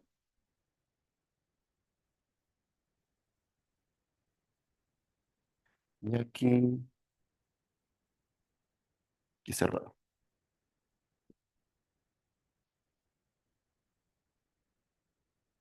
Entonces, para este caso, bueno, este es un refinamiento de este es un refinamiento de esta, y precisamente, si me, bueno, ¿dónde dejé? Aquí lo tengo. El diagramita que puse cuando construí el espacio de parches, bueno, el ensamble de parches,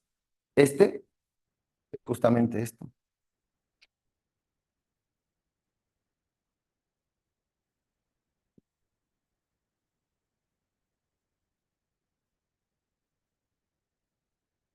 Y este es el ensamble. Bueno, se puede probar que este es el ensamble del de acá. Esta es la topología de parches y pues este es el marco original. El detalle está en que este espacio es T2 y lo que yo quiero hacer, pues de manera general. O sea, ejemplos sí tengo como para esta construcción, pero así al opuesto, aún no. Para comar. Mm. Hacemos más separación en comar. Pues, bueno, son cosas que yo no me he metido hasta ahorita, pero sí, o sea, la idea es desarrollar todo esto como para trasladar todo, o sea, la ventaja que tiene la teoría de marcos es todas esas dualidades. Entonces, si tengo esa dualidad con los espacios topológicos, llevarme los axiomas de separación y ver a qué saben en otros lugares. O sea, yo estoy enfocado especialmente en marcos, pero por ejemplo, de los que han participado a lo largo de la semana, en enfoques diferentes. El mío únicamente por el momento es este.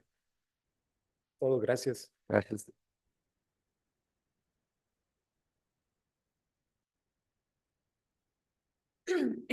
Yo te quería preguntar si la construcción de parches se porta bien con respecto al funtor de abiertos. O sea, si tú tienes un espacio y le sacas el espacio de parches, obtienes otro espacio. Y si tú tienes un espacio, te tomas el marco, le sacas los parches en el marco y regresas a espacios, o ya sea con cualquiera de los funtores, ¿cómo se porta la construcción de parches? Mm, Pues igual todavía no lo verifico ese tipo de construcción. O bueno, ya no. A ver, porque ya no sé lo que te voy a responder. O sea, no, a ver, porque al final de cuentas, o sea, a ver, ¿me repites la pregunta? Sí, tú tienes un espacio Ajá, y le sacas el espacio de parches. ok. Ajá. Ah, ok, Y te regresas y le sacas los abiertos. Eso te da un marco. sí. Ahora, si tú estás en el espacio, primero sacas el marco y después la construcción de parches en marcos. ¿Coinciden? No, Ok, no, porque por ejemplo, es lo que platicábamos. La noción de arreglado es más fuerte que empaquetado. Para yo tener un sí, solo sí necesito pegarle la que te platicaba el otro día, que es apilado. Ahí, bajo esas condiciones coinciden. Entonces, Ok. cuando me paso de espacios a, a marcos o de marcos espacios, pierdo algo. Por eso no coinciden. Ese es el problema que Ok. tenemos. Ujú. Arreglado es más fuerte que empaquetado. Para que coincidan le pego apilado y ya tengo el sí solo sí, pero no sabemos todavía qué es apilado en marcos. Ok. Y otra pregunta. ¿Puedes irte a la lámina en la que está lo de uno, tidy, house door y parches? Es esta, ¿no? Ajá. A ver, vete a la siguiente, perdón. ¿Cuál? Ajá, esa. Si es un marco espacial, eh, sí, el marco de abiertos es house door, sí, solo sí, es uno tidy. Eso es nada más para espaciales. Sí, Por ejemplo, que sea uno tidy quiere decir que el de parches es trivial. ¿Cómo dices? Ajá. Tú tienes la noción de alfa tidy ajá, y también puedes iterar el marco de parches, o sea, iterar la construcción ok. con ordinales. Aquí tenemos un problema. ¿Ahí se relacionan? Es que, por ejemplo, la construcción, el espacio de parches termina. O sea, si hay un momento en el que en espacios, sacar 3 veces parches es lo mismo que sacar dos, y ahí se estaciona. Ok, En marcos aún no sabemos. Aún no sabemos cómo se comporta esa construcción. Si sacar el ensamble de parches, sacar el ensamble de parches. O sea, es un problema similar a lo que pasa con el ensamble. No sabemos en qué momento se detiene esa iteración. ok, O sea, es igual a algo que un problema que tiene el ensamble. El ensamble de parches. ok, ok, perfecto. Gracias. No, Yo solamente 3 dudas, pero para tomar foto de la definición de tidy otra vez, perdón.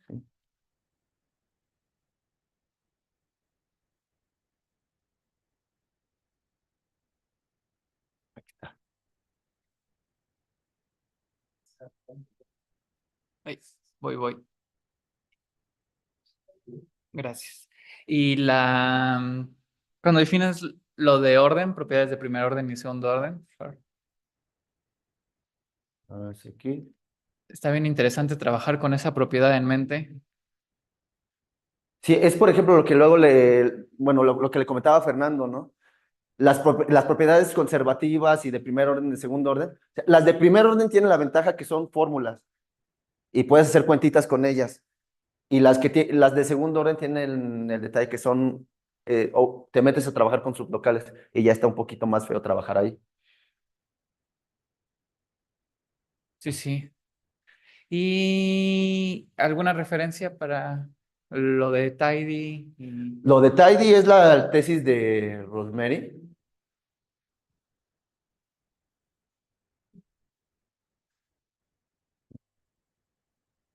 Es esta. Tiene un artículo publicado y su tesis de doctorado. Entonces ahí lo puedes checar dependiendo qué tan a ¿Pero fondo lo está quieras ver. disponible la tesis o hay que escribirle? No, creo que sí está disponible. Ok, Si no, igual me mandas un correo y te la mando. gracias. Y ya, eso era todo. Muchas felicidades, me gustó mucho la plática. No, gracias a ti. Le agradecemos de nuevo, Juan Carlos.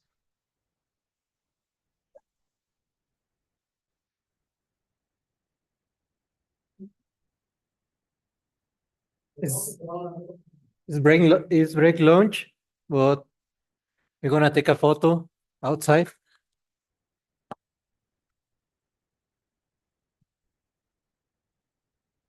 Es alumna De Simmons. Simmons. Sí, pero creo que solo sacó eso y ya dijo.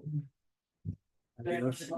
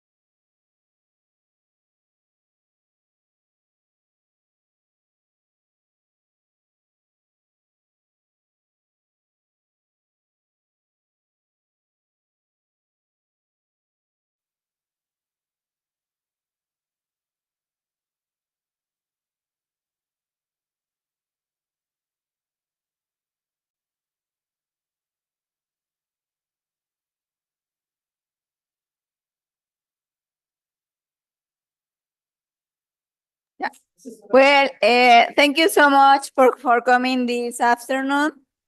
Our first speaker this afternoon is Edgar Garcia Meneses from Universidad Autónoma Metropolitana de Ixtapalapa.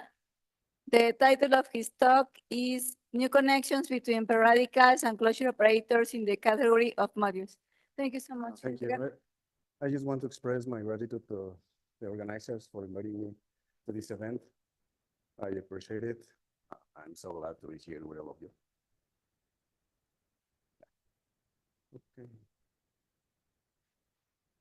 It's possible that the title of my presentation doesn't match with the content because I made a lot of changes yesterday. As we have seen in previous talks, periodical over the categories of modules associated. No? I'm sorry. As we have seen in previous talks, a periodical over the categories of modules associated to an associative ring with unity is as a function of the identity function. That is, for each module, we have a submodule. And this assignation is well behaved with respect of morphisms of modules. The collection of all periodicals in this category is denoted by RP. A closure operator in this category is an assignment that if we fix a module, this assignment is inflatory and is monotone in its lattice of submodules. And again, we have a well-behaved assignation in terms of morphisms of modules. This definition is different of the usual definition of closure operator in the context of posets, but is categorical. The collection of closure operators is denoted by RCO. Two algebraic operations in RP are defined. The first one is the usual composition of functors, and the second is a little bit more complicated. For two periodicals, tau and sigma, and a module M, we take the quotient of M with tau of M, and applying sigma to this quotient gives us a submodule of M, and this defines a periodical. Okay. For closure operators, when we have a closure operator C and a module N less than M, this one is called superior term, and this is the inferior term. Okay. Two algebraic operations are defined in RCO. The first is like composition in the superior term, and the second is the composition in the inferior term. We have seen in previous talks that RP is a complete lattice. RCO is also a complete lattice with this order. Even more, RP and RCO are atomic, coatomic, upper continuous, and pseudo-complemented lattices. And also RP and RCO are big monoids with the product and the coproduct. Okay, this slide shows the connections between periodicals and closure operators. We have then two Galois connections, phi with psi1 and phi with psi2. This is not important. How are they defined now? We know a lot of things about these connections. I put some examples. Psi1 is perfect, preserves products, but Psi1 is a morphism of monoid and a morphism of complete lattices. And phi and psi2 have some properties. A periodical is idempotent if it's an idempotent element with respect of the product, and it's a radical if it's an idempotent element with respect with the coproduct. a closure operator is idempotent if it's idempotent with respect to the product and is weakly hereditary if it's idempotent with respect to coproducts. Cashew has a lot of propositions like this. The first Galois connection, phi and psi1, defines a bijective correspondence between maximal weakly hereditary closure operator. If we take a closure operator C and we apply the first Galois connect, the second Galois connection, we have a closure operator, and this is called minimal closure operator. And if we apply the first Galois connection, we get this closure operator, and every closure operator lies between these two guys.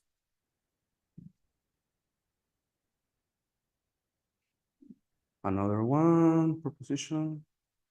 The second Galois connection defines a bijective correspondence between minimal weakly hereditary operators and idempotent preradicals.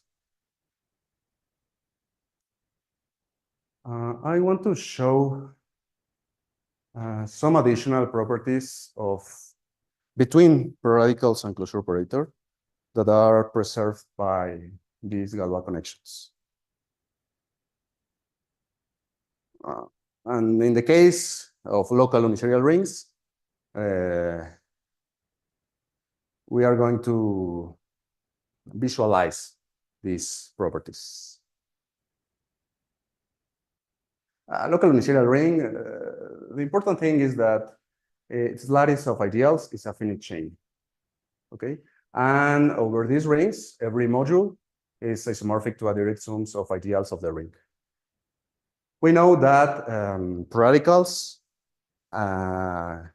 preserves coproducts, and we know something similar to closure operators. We have this equality. So for these modules, the study of closure operators and preradicals is completely determined by its behavior under the lattice, the finite lattice of ideals. If we take an ideal, okay, the preradical could be this. And for the next ideal in the chain, we have two possibilities. Sigma of this is ER or ER plus 1. So we have two possible steps, a 0 steps or a 1 step. So for example, this is a representation of a preradical in these rings, 0 and 1 steps. For closure operator, we have a similar situation, but it's more complicated. Let me explain how we can construct a picture of any closure operator.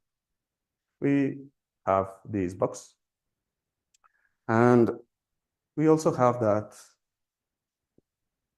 C of this pair of modules, M and M is always M. So we're going to have paths starting at this point, and then this path needs to go downwards. Okay. For example, we have now -1 steps, 0 steps. And this is for the superior term, 4. If we change the superior term for 3, we have this, for example, or this, or this. Okay? And this is a weakly hereditary closure operator of length 4. But we have rules. For example, in a vertical line, we can have distancers more than 1. This is not a valid set of paths. And we can have in diagonal distance more than 1.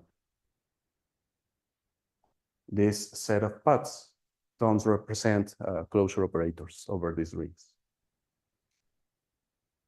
A theorem of Fernández Alonso and Silvia Gavito say us exactly what is the cardinality of the lattice of proradicals over local unitarial rings. And we know that are distributives and self-dual. This is the lattice of proradicals for the third case, and this is the lattice of proradicals for the fourth case. Okay. This is the lattice of closure operators over local unitarial rings in the third case, and I'm indicating the idempotent elements, and this is the lattice of idempotent closure operators. This is, for example, an idempotent operator, and this is again the lattice of idempotent operator. The thing is, the second case, third case, the first, second, and third case are easy, but the fourth case has 66 elements. And in general, I don't have a formula for the cardinality of RCO. In the fifth case, we have 152 elements, but I don't have the lattice.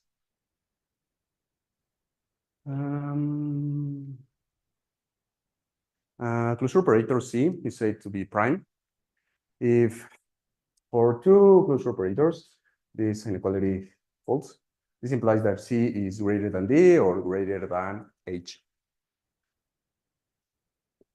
And the proposition says that the first Wallow connection preserve maximal prime operators and prime proradicals. It is possible that there exist prime operators and not maximal. But for the case of local unitarial rings, every prime closure operator is maximal. So this is an example of a prime proradical. This is the associated prime closure operator. And I just think in these points in this side of this box, and from this to this, we have 1. From the orange to the green, we have 0. From this to this, 1, and again 1. And this is the image of this closure operator given by phi. It's the same closure. It's the same product.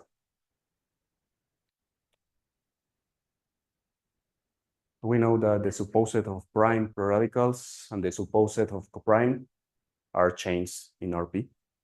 So the supposet of prime closure operators are chains in RCO. This is the definition of an irreducible element for each lattice. And I know that the first Galois connection preserve maximal irreducible operators and irreducible proradicals. So this is the lattice of irreducible proradicals for the fourth case. This is the lattice of irreducible closure operators for the third case. And this is the lattice of reducible closure operators for the fourth case. And I don't have any idea in the general case of what is the cardinality of these sublattices. There are 26 elements, maybe. If we have, since we have an order in RP, we take a periodical tau less than sigma. And for any module, we have this assignation. And well, this assignment defines a function in our mode. So we can do a similar thing for closure operators. And this is the lattice of quotients of all the quotients functions of periodicals over a local unicyclic ring with composition length 4. This is the lattice of quotients of closure operators for the second case. And for at least for the third case, it's hard to count these quotients for closure operators. So this is the lattice of quotients of weakly, hereditary, idempotent closure operators over a local unitary ring with composition length 3. It's difficult to take a picture of these lattices. That's all. That's all. That's it.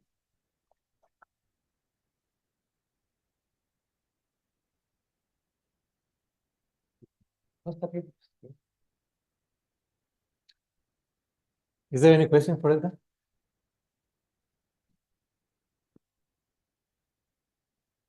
No.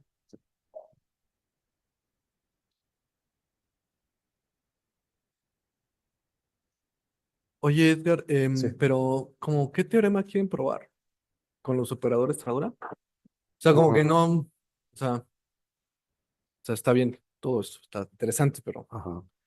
¿cuál es el the dream, the goal? Bueno, en esta parte solamente tratamos de describir la retícula de operadores cerradura para el caso de anillos de localización serial y obtener sus retículas.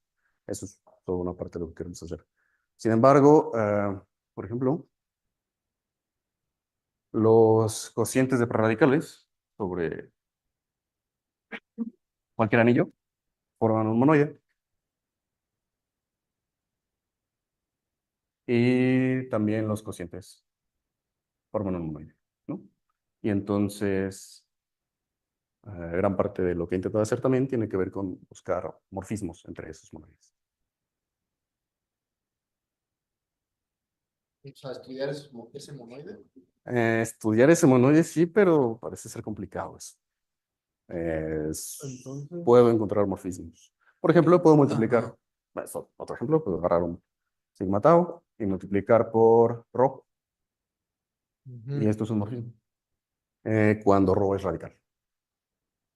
Oye, y corrígeme si me equivoco. Mencionaste que tienes pseudocomplementos. Sí, en operador de cerradura. ¿Los puedes describir? Sí, están en sí, se los puedo describir. También los átomos. O sea, con una fórmula. O sea, los puedes escribir como. Sí, es muy parecido al caso de prerradicales. Ah, ok. Muy parecido. Vale. Gracias.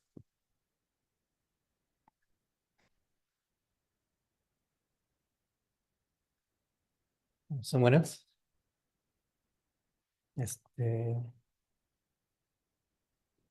¿Las retículas las calculaste a mano? Esta sí la tenía desde hace mucho tiempo. Pero, por ejemplo, el caso de Esa NA4, sí. ¿no? Que es cuando se exponencia. No, pues esta ya no usé R. Sí, usaste un programa ya Usé para R. computar. Sí, no está edit, pero R. Usé R también. Esta, usé R. Ok. Con el. No, usé R. Yo usé R. Tiene un paquete para hacer diagramas de Hasse. Muchas gracias.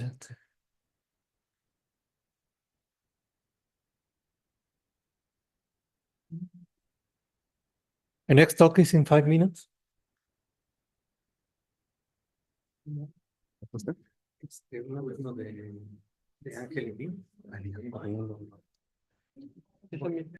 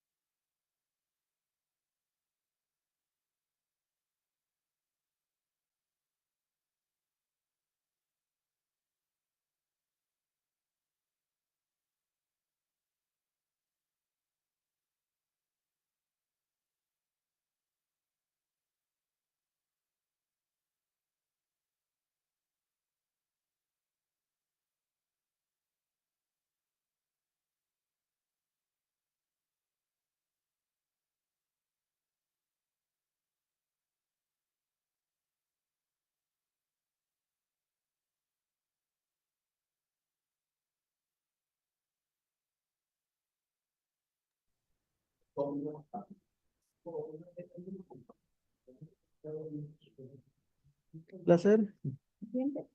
Okay. This is the last talk for today. Our speaker is Juan Pablo Gutierrez, and he's going to talk about properties of group models over group rings. Gracias. Quiero agradecer a todos los aquí presentes por haberse quedado hasta mi plática.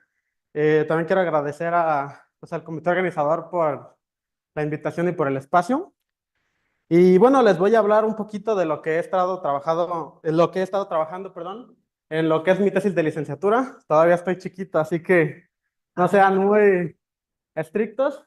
Igualmente siento que lo que he trabajado lo he entendido bastante bien, así que puedo defenderme, meter un poco las manos ante el golpe, ¿no?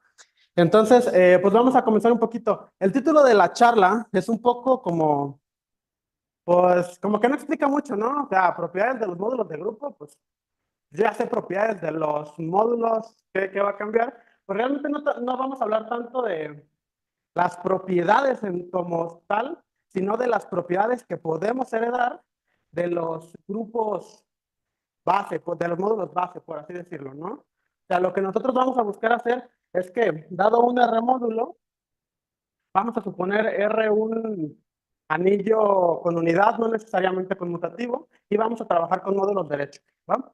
Entonces, dado M un R módulo, lo que vamos a buscar hacer es, si tenemos este R módulo, vamos a buscar hacer la acción de un grupo G y vamos a buscar ver qué pasa cuando nosotros obtenemos el módulo de grupo MG. Entonces, básicamente lo que vamos a estar viendo en este corto tiempo es ver qué propiedades le vamos a pedir a G como grupo o qué propiedades extras le vamos a tener que pedir a los módulos para poder heredar propiedades, ¿no? Entonces, un poquito como una introducción, voy a hablar un poquito qué son los módulos de grupo, ¿no? Entonces, dado un grupo G y un R módulo M, definimos el conjunto MG como este conjunto de sumas finitas, ¿no? Si se dan cuenta, son sumas de un elemento MG en M con un elemento G. Básicamente lo que estamos haciendo es como agarramos M, agarramos G, hacemos el producto usual de conjuntos y pedimos sumas finitas para asegurar un cierto tipo de cerradura en ese conjunto. También haciendo lo mismo, solo tomando a M como R módulo de sí mismo, perdón, como a R, como R módulo de sí mismo, perdón, definimos RG de la misma forma. Podemos definir unas operaciones, ¿no? En esos dos conjuntos. La igualdad va a estar dada si tenemos la igualdad coeficiente a coeficiente, por así decirlo, ¿no? Vamos a definir la suma también de cierta forma como coeficiente a coeficiente y definimos el producto de esta forma. Básicamente es una forma medio rara de decir que los vamos a multiplicar como si fueran polinomios, ¿va? Pero pues aquí de esta forma es como que ya estamos agrupando todos los coeficientes que tengan como la variable G, por así decirlo. Ah, también otra cosa, siéntanse libres de interrumpirme y decir cualquier duda. Sí, porque si no luego como que se me va el rollo. Entonces sí, siéntanse libres de cualquier duda. Ahora sí, ya con esas operaciones nosotros podemos demostrar que... Ay, que lo moví. Ahí está. Con esas operaciones podemos demostrar que el conjunto RG precisamente va a ser un anillo con unidad. Y que ese conjunto RG, perdón, es lo que vamos a conocer como el anillo de grupo. Y el conjunto MG, con esas mismas operaciones, obviamente adaptadas para el módulo, pues va a ser un módulo de grupo. Es lo que vamos a llamar el módulo de grupo. Algunos elementos distinguidos que podemos dar es de que el cero del anillo RG, pues precisamente va a ser de esta forma, y al final de cuentas es el cero de R. Entonces, tanto R como RG comparten el mismo cero, también comparten el mismo 1, y MG también con M va a compartir el mismo cero. Vamos a empezar con la primera propiedad, la propiedad de proyectividad. Entonces, me gusta organizar las propiedades que vamos a buscar cómo se heredan en digamos que tres diapositivas por sección, ¿no? Ya vamos a hablar un poquito de las definiciones necesarias, luego vamos a dar el teorema de cómo se hereda y finalmente los pasos claves en esa demostración, ¿no? Entonces, pues tenemos aquí lo que es la definición clásica de un módulo proyectivo. No vamos a usar esta definición, pero pues me gustó ponerla porque queda bien bonito el diagrama. Pero vamos a utilizar básicamente la equivalencia, ¿no? Nosotros sabemos que si tenemos un módulo proyectivo, una equivalencia que podemos dar es que un módulo es proyectivo si y solo si es isomorfo a un sumando directo de un módulo libre. Entonces, pues por eso aquí está la definición de módulo libre, ¿no? Decimos que un módulo va a ser libre, perdón, cuando es isomorfo a una suma directa de copias de R para algún índice, ¿no? O sea, realmente no importa, pero pues va a ser isomorfo a una suma directa de copias de R. La propiedad de cómo se hereda la proyectividad, pues es la siguiente. La proyectividad se hereda directamente. Si tenemos un R módulo que es proyectivo y aplicamos esta acción del grupo, el módulo de grupo MG va a ser proyectivo directamente. No le pedimos ninguna condición a G, ni tampoco ninguna condición al módulo para que esto funcione, ¿no? Entonces aquí la herencia es directa. Algunos pasos claves en la demostración, pues son estos isomorfismos, ¿no? Si tenemos MI una familia de remódulos, este isomorfismo nos dice que es lo mismo tener ya la suma directa y aplicarle el G que aplicar el G en cada uno y luego hacer la suma directa. El isomorfismo es bastante simple, realmente esta demostración es constructiva, o sea, damos el isomorfismo textual, ¿no? Y también este lema es de mucha ayuda, si agarramos a M y lo vemos, o sea, tenemos M un R módulo y G un grupo, entonces MG, visto como R módulo, vamos a poder verlo como una suma directa de copias de sí mismo sobre el índice G, o sea, va a haber tantas copias de M como elementos en G. Y con estas ideas y un poquito ahí conectando unos cuantos lemas más, pues ya se da la demostración de este teorema. Pasamos ahora a la propiedad de semisimplicidad. Unas definiciones necesarias pues son la definición de módulo simple. Un módulo es simple si solamente tiene sus módulos triviales, o sea, hace el cero y el mismo, ¿no? Y decimos que un módulo es semisimple. Bueno, esta sería como que una de las muchas equivalencias de ser semisimple, pero es como la que usualmente más se utiliza para esa demostración. Vamos a decir que es semisimple si es una suma directa de sus módulos simples. Y aquí está el teorema de cómo se hereda la semisimplicidad. Vamos a pedir un módulo no cero. Aquí lamentablemente necesitamos que sea no cero porque la demostración es agarrando un elemento.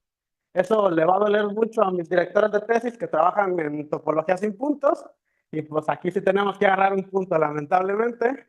Una tristeza, pero bueno, eso es lo que hay, ¿no? Entonces tomamos un módulo no cero y un grupo y la herencia se da de una forma muy interesante. La herencia se va a dar si G es un grupo finito y el orden de G es invertible en los endomorfismos. ¿A qué me refiero con esto? Nosotros sabemos que el orden de G es un número natural. Entonces, al ser un número natural, pues también es un número entero, ¿no? Y los números enteros, ¿no? Entonces, al ser el orden de G un número entero, nosotros podemos definir una función, un endomorfismo precisamente que sea como multiplicar por este orden de G. ¿Y esto por qué lo podemos hacer? Porque pues M, al ser un módulo, al ser un R módulo, en general pues es un grupo abeliano. Y si es un grupo abeliano, pues es un Z módulo. Entonces, para todo elemento en Z, siempre vamos a poder definir una multiplicación, que va a ser la multiplicación heredada por la acción de Z en el módulo, ¿no? Entonces, esto es lo que vamos a pedir como esta función. Este sería el orden de G visto como función. Y lo que vamos a suponer es que esta función tiene una función inversa. ¿Qué hace esa función inversa? No sabemos. No podemos definirla así directamente, pero sabemos que al componerla con G, de un lado y del otro son la identidad del M. Y esto es lo que vamos a pedir que exista en los endomorfismos. Y lo dicho, es una propiedad un tanto abstracta, la verdad a mí también me sacó de onda la primera vez que la vi, pero pues solo es un poquito de acostumbrarse a que existe y a utilizarla, ¿no? Y de esta manera, pues, se hereda tanto de ida como de regreso la propiedad de ser semisimple. Un resultado muy interesante es de que el teorema generalizado de Matchke, pues es un corolario de este teorema, ¿no? Normalmente este teorema se utiliza en lo que es teoría de representaciones y en vez de agarrar un anillo R, toman un campo. Y aquí el teorema, el generalizado, lo hace con un anillo, ¿no? O sea, con un R, un anillo no necesariamente conmutativo, con unidad. Y entonces lo que estamos haciendo pues, es que generalizamos el generalizado, ¿no? Una generalización al cuadrado del teorema de Matchke que está dado en este teorema, ¿no? Si se dan cuenta aquí una condición un poquito que cambia aquí, en el teorema de Matchke generalizado decimos que sea semisimple artiniano. Semisimple artiniano es básicamente de que R visto como módulo de sí mismo sea semisimple. No hay más que eso, es como que un nombre que le pusieron y pues yo no soy quien para cambiar nombres, ¿no? Y otra cosa que pedimos, que es finito, pero si se dan cuenta, aquí no pedimos G inverso en los R-endomorfismos. Aquí pedimos G inverso en R. Y eso se puede dar por lo siguiente, ¿no? O sea, si tenemos G inverso en los R-endomorfismos, en este caso serían los R-endomorfismos de R, pues vamos a decir que G inverso, por definición, va a ser el G inverso del 1, ¿no? O sea, G inverso del 1 de R es lo que vamos a decir por definición, que es G inverso en, perdón, aquí me equivoqué, que es G inverso en R, ¿no? Y viceversa, desde la misma manera, si ya tenemos que G inverso está en R, pues el endomorfismo va a ser el multiplicar por ese elemento del anillo. ¿Va? Ahora sí, seguimos a pasos claves. Pues lo dicho fue aquí un poquito de lo que expliqué. Los enteros están todos metidos en los endomorfismos, vistos como función claramente. Y un lema muy interesante es el siguiente, ¿no? Si tenemos que W es un RG submódulo de V para RG módulos arbitrarios, no necesariamente de la forma módulo del grupo MG. Ahorita a lo mejor me hacen una pregunta sobre eso, ya me hicieron un spoiler ayer. Entonces, si W es un sumando directo de V como R módulos, también lo va a hacer como RG módulos. Y la condición es de que el orden del grupo sea invertible en los endomorfismos de V. Ahí pues también la demostración es muy constructiva, básicamente con los morfismos y las propiedades que ya tenemos, vamos a buscar construir nuevos morfismos y pues como pedimos sumandos directos, pues vamos a buscar morfismos idempotentes y todo eso, ¿no? El siguiente paso que vamos a trabajar es la regularidad en el sentido de Selmanowitz. ¿Qué es la regularidad en el sentido de Selmanowitz? Ah, pues aquí está, ¿sí, cierto? Me había olvidado que lo había puesto. Decimos que un módulo es regular en el sentido de Selmanowitz si para todo M existe un morfismo de F, perdón, un morfismo F de M en R al que cumple esta igualdad. Esta regularidad en el sentido de Selmanowitz es como una generalización de la regularidad von Neumann en anillos.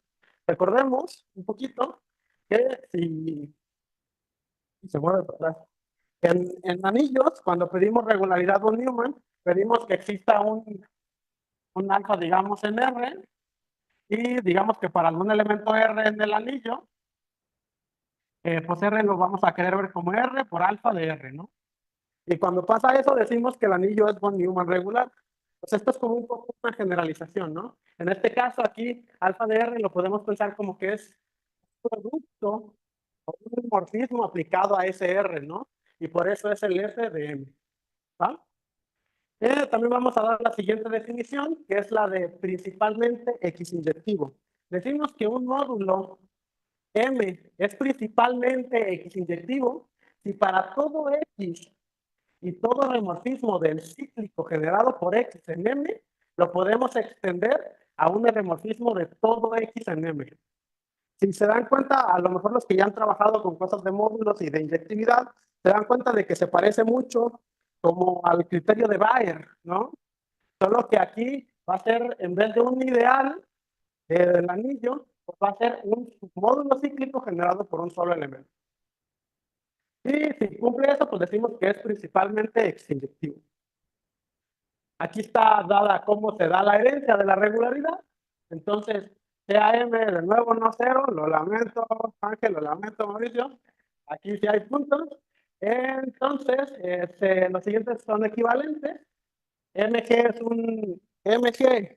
es un regimódulo regular y la herencia va a ser que G sea localmente finito y que el orden de cada subgrupo finito sea invertible.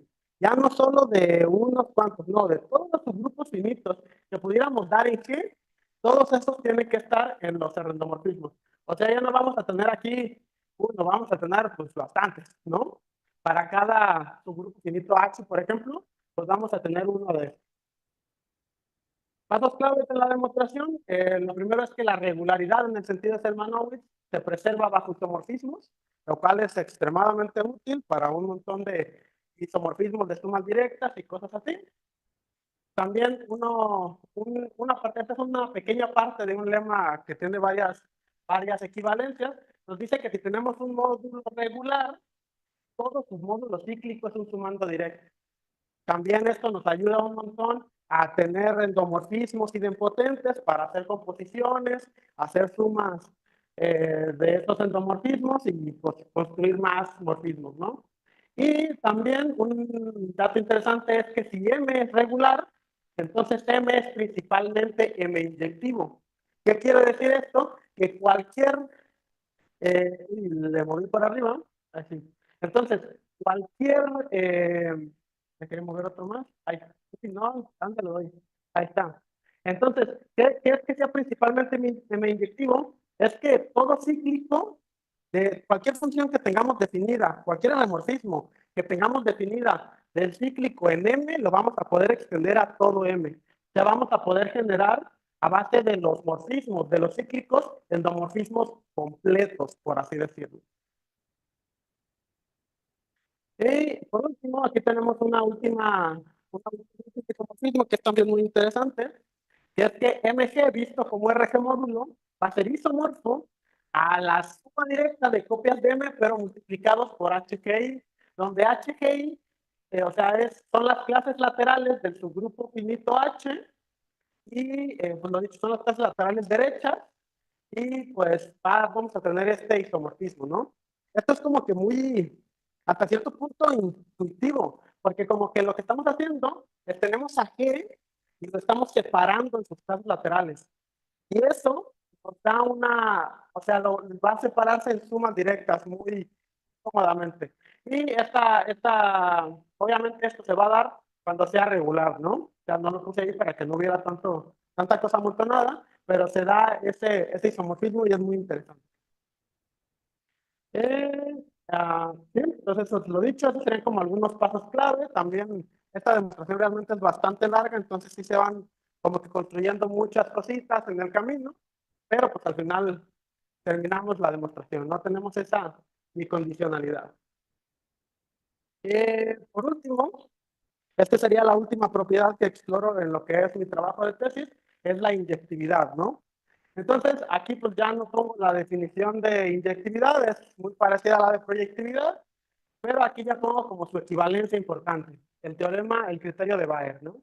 Entonces, aquí nos dice el criterio de Bayer que si tenemos M un R módulo inyectivo, eso va a ser equivalente a que si nosotros tenemos un morfismo de un ideal en R, entonces podemos extenderlo a un morfismo de todo R, ¿no?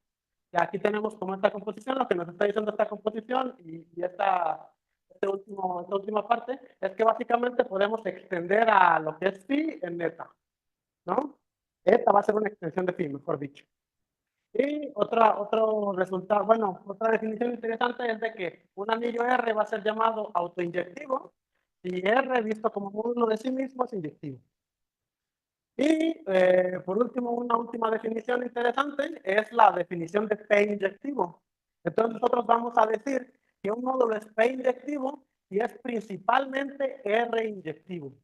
De nuevo, que es principalmente algo inyectivo, es de que cualquier cíclico generado por un solo elemento, los morfismos, perdón, de cualquier cíclico generado por un solo elemento, se pueden extender a todo el módulo, ¿no? En este caso, lo que nos va a permitir es que cualquier ideal generado por un solo elemento, lo vamos a poder extender a un morfismo de Rn. El teorema de cómo se hereda, pues es este de aquí. Básicamente lo que vamos a pedir es que G sea finito. Es la única condición que le vamos a pedir a la actividad para ser heredada a módulos de grupo. Y como corolario tenemos un corolario que es una contribución compartida de Connell y Renault. Básicamente Connell en cierto momento demostró este resultado para un grupo finito, ¿no? O sea, básicamente él dijo, yo voy a tomar nada más un grupo finito y a ver si pasa, y sí pasó, ¿no? Pero después Renault demostró que si esto pasaba, que tenía que ser finito forzosamente. No fue como que una casualidad que con el solo tomara el grupo finito, si es necesario para que funcione, ¿no?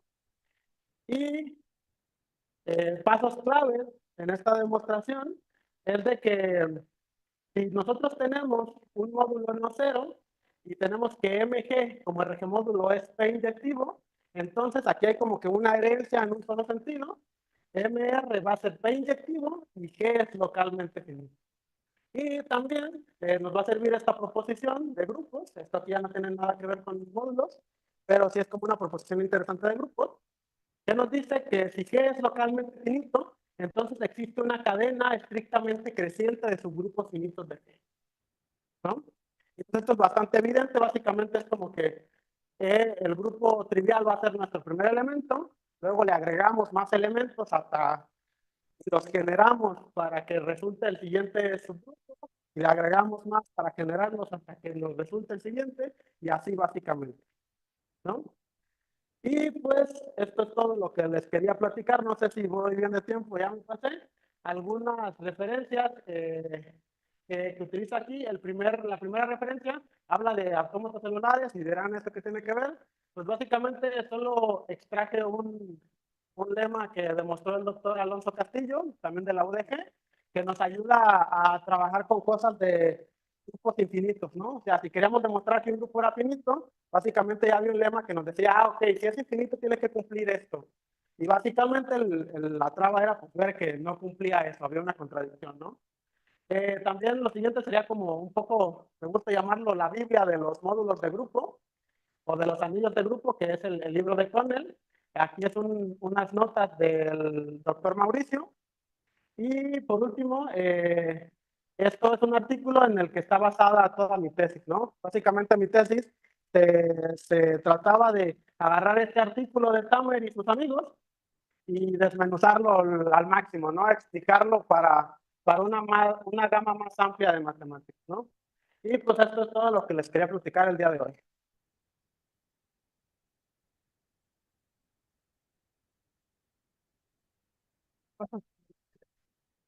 ¿Hay alguna pregunta para Juan Pablo? Por allá.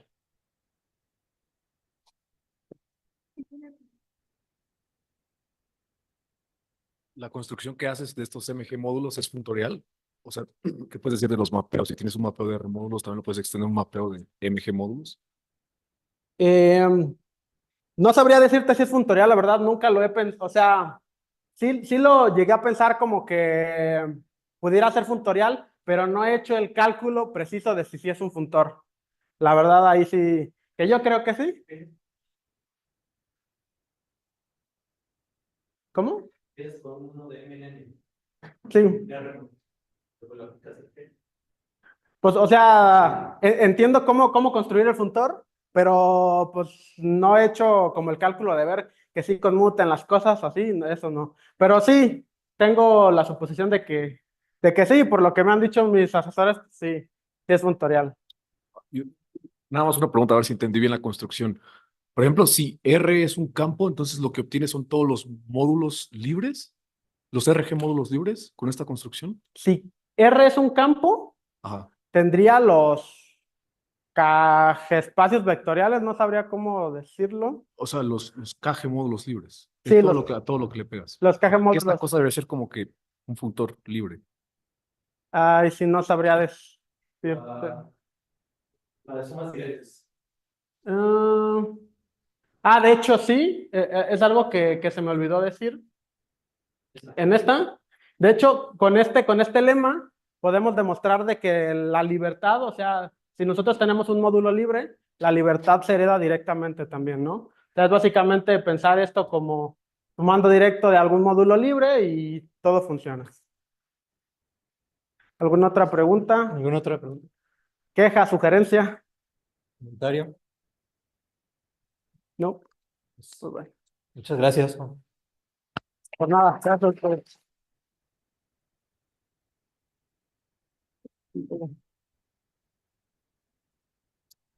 That's all for today. Vámonos. You have the afternoon free. Explore the city.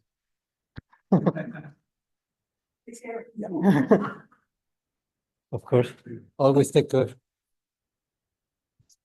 No sé. Asistieron a Zoom después de dar las gracias. Estaban en Zoom después de dar las gracias. Thank you, everyone in Zoom. Thank you for attending the conference.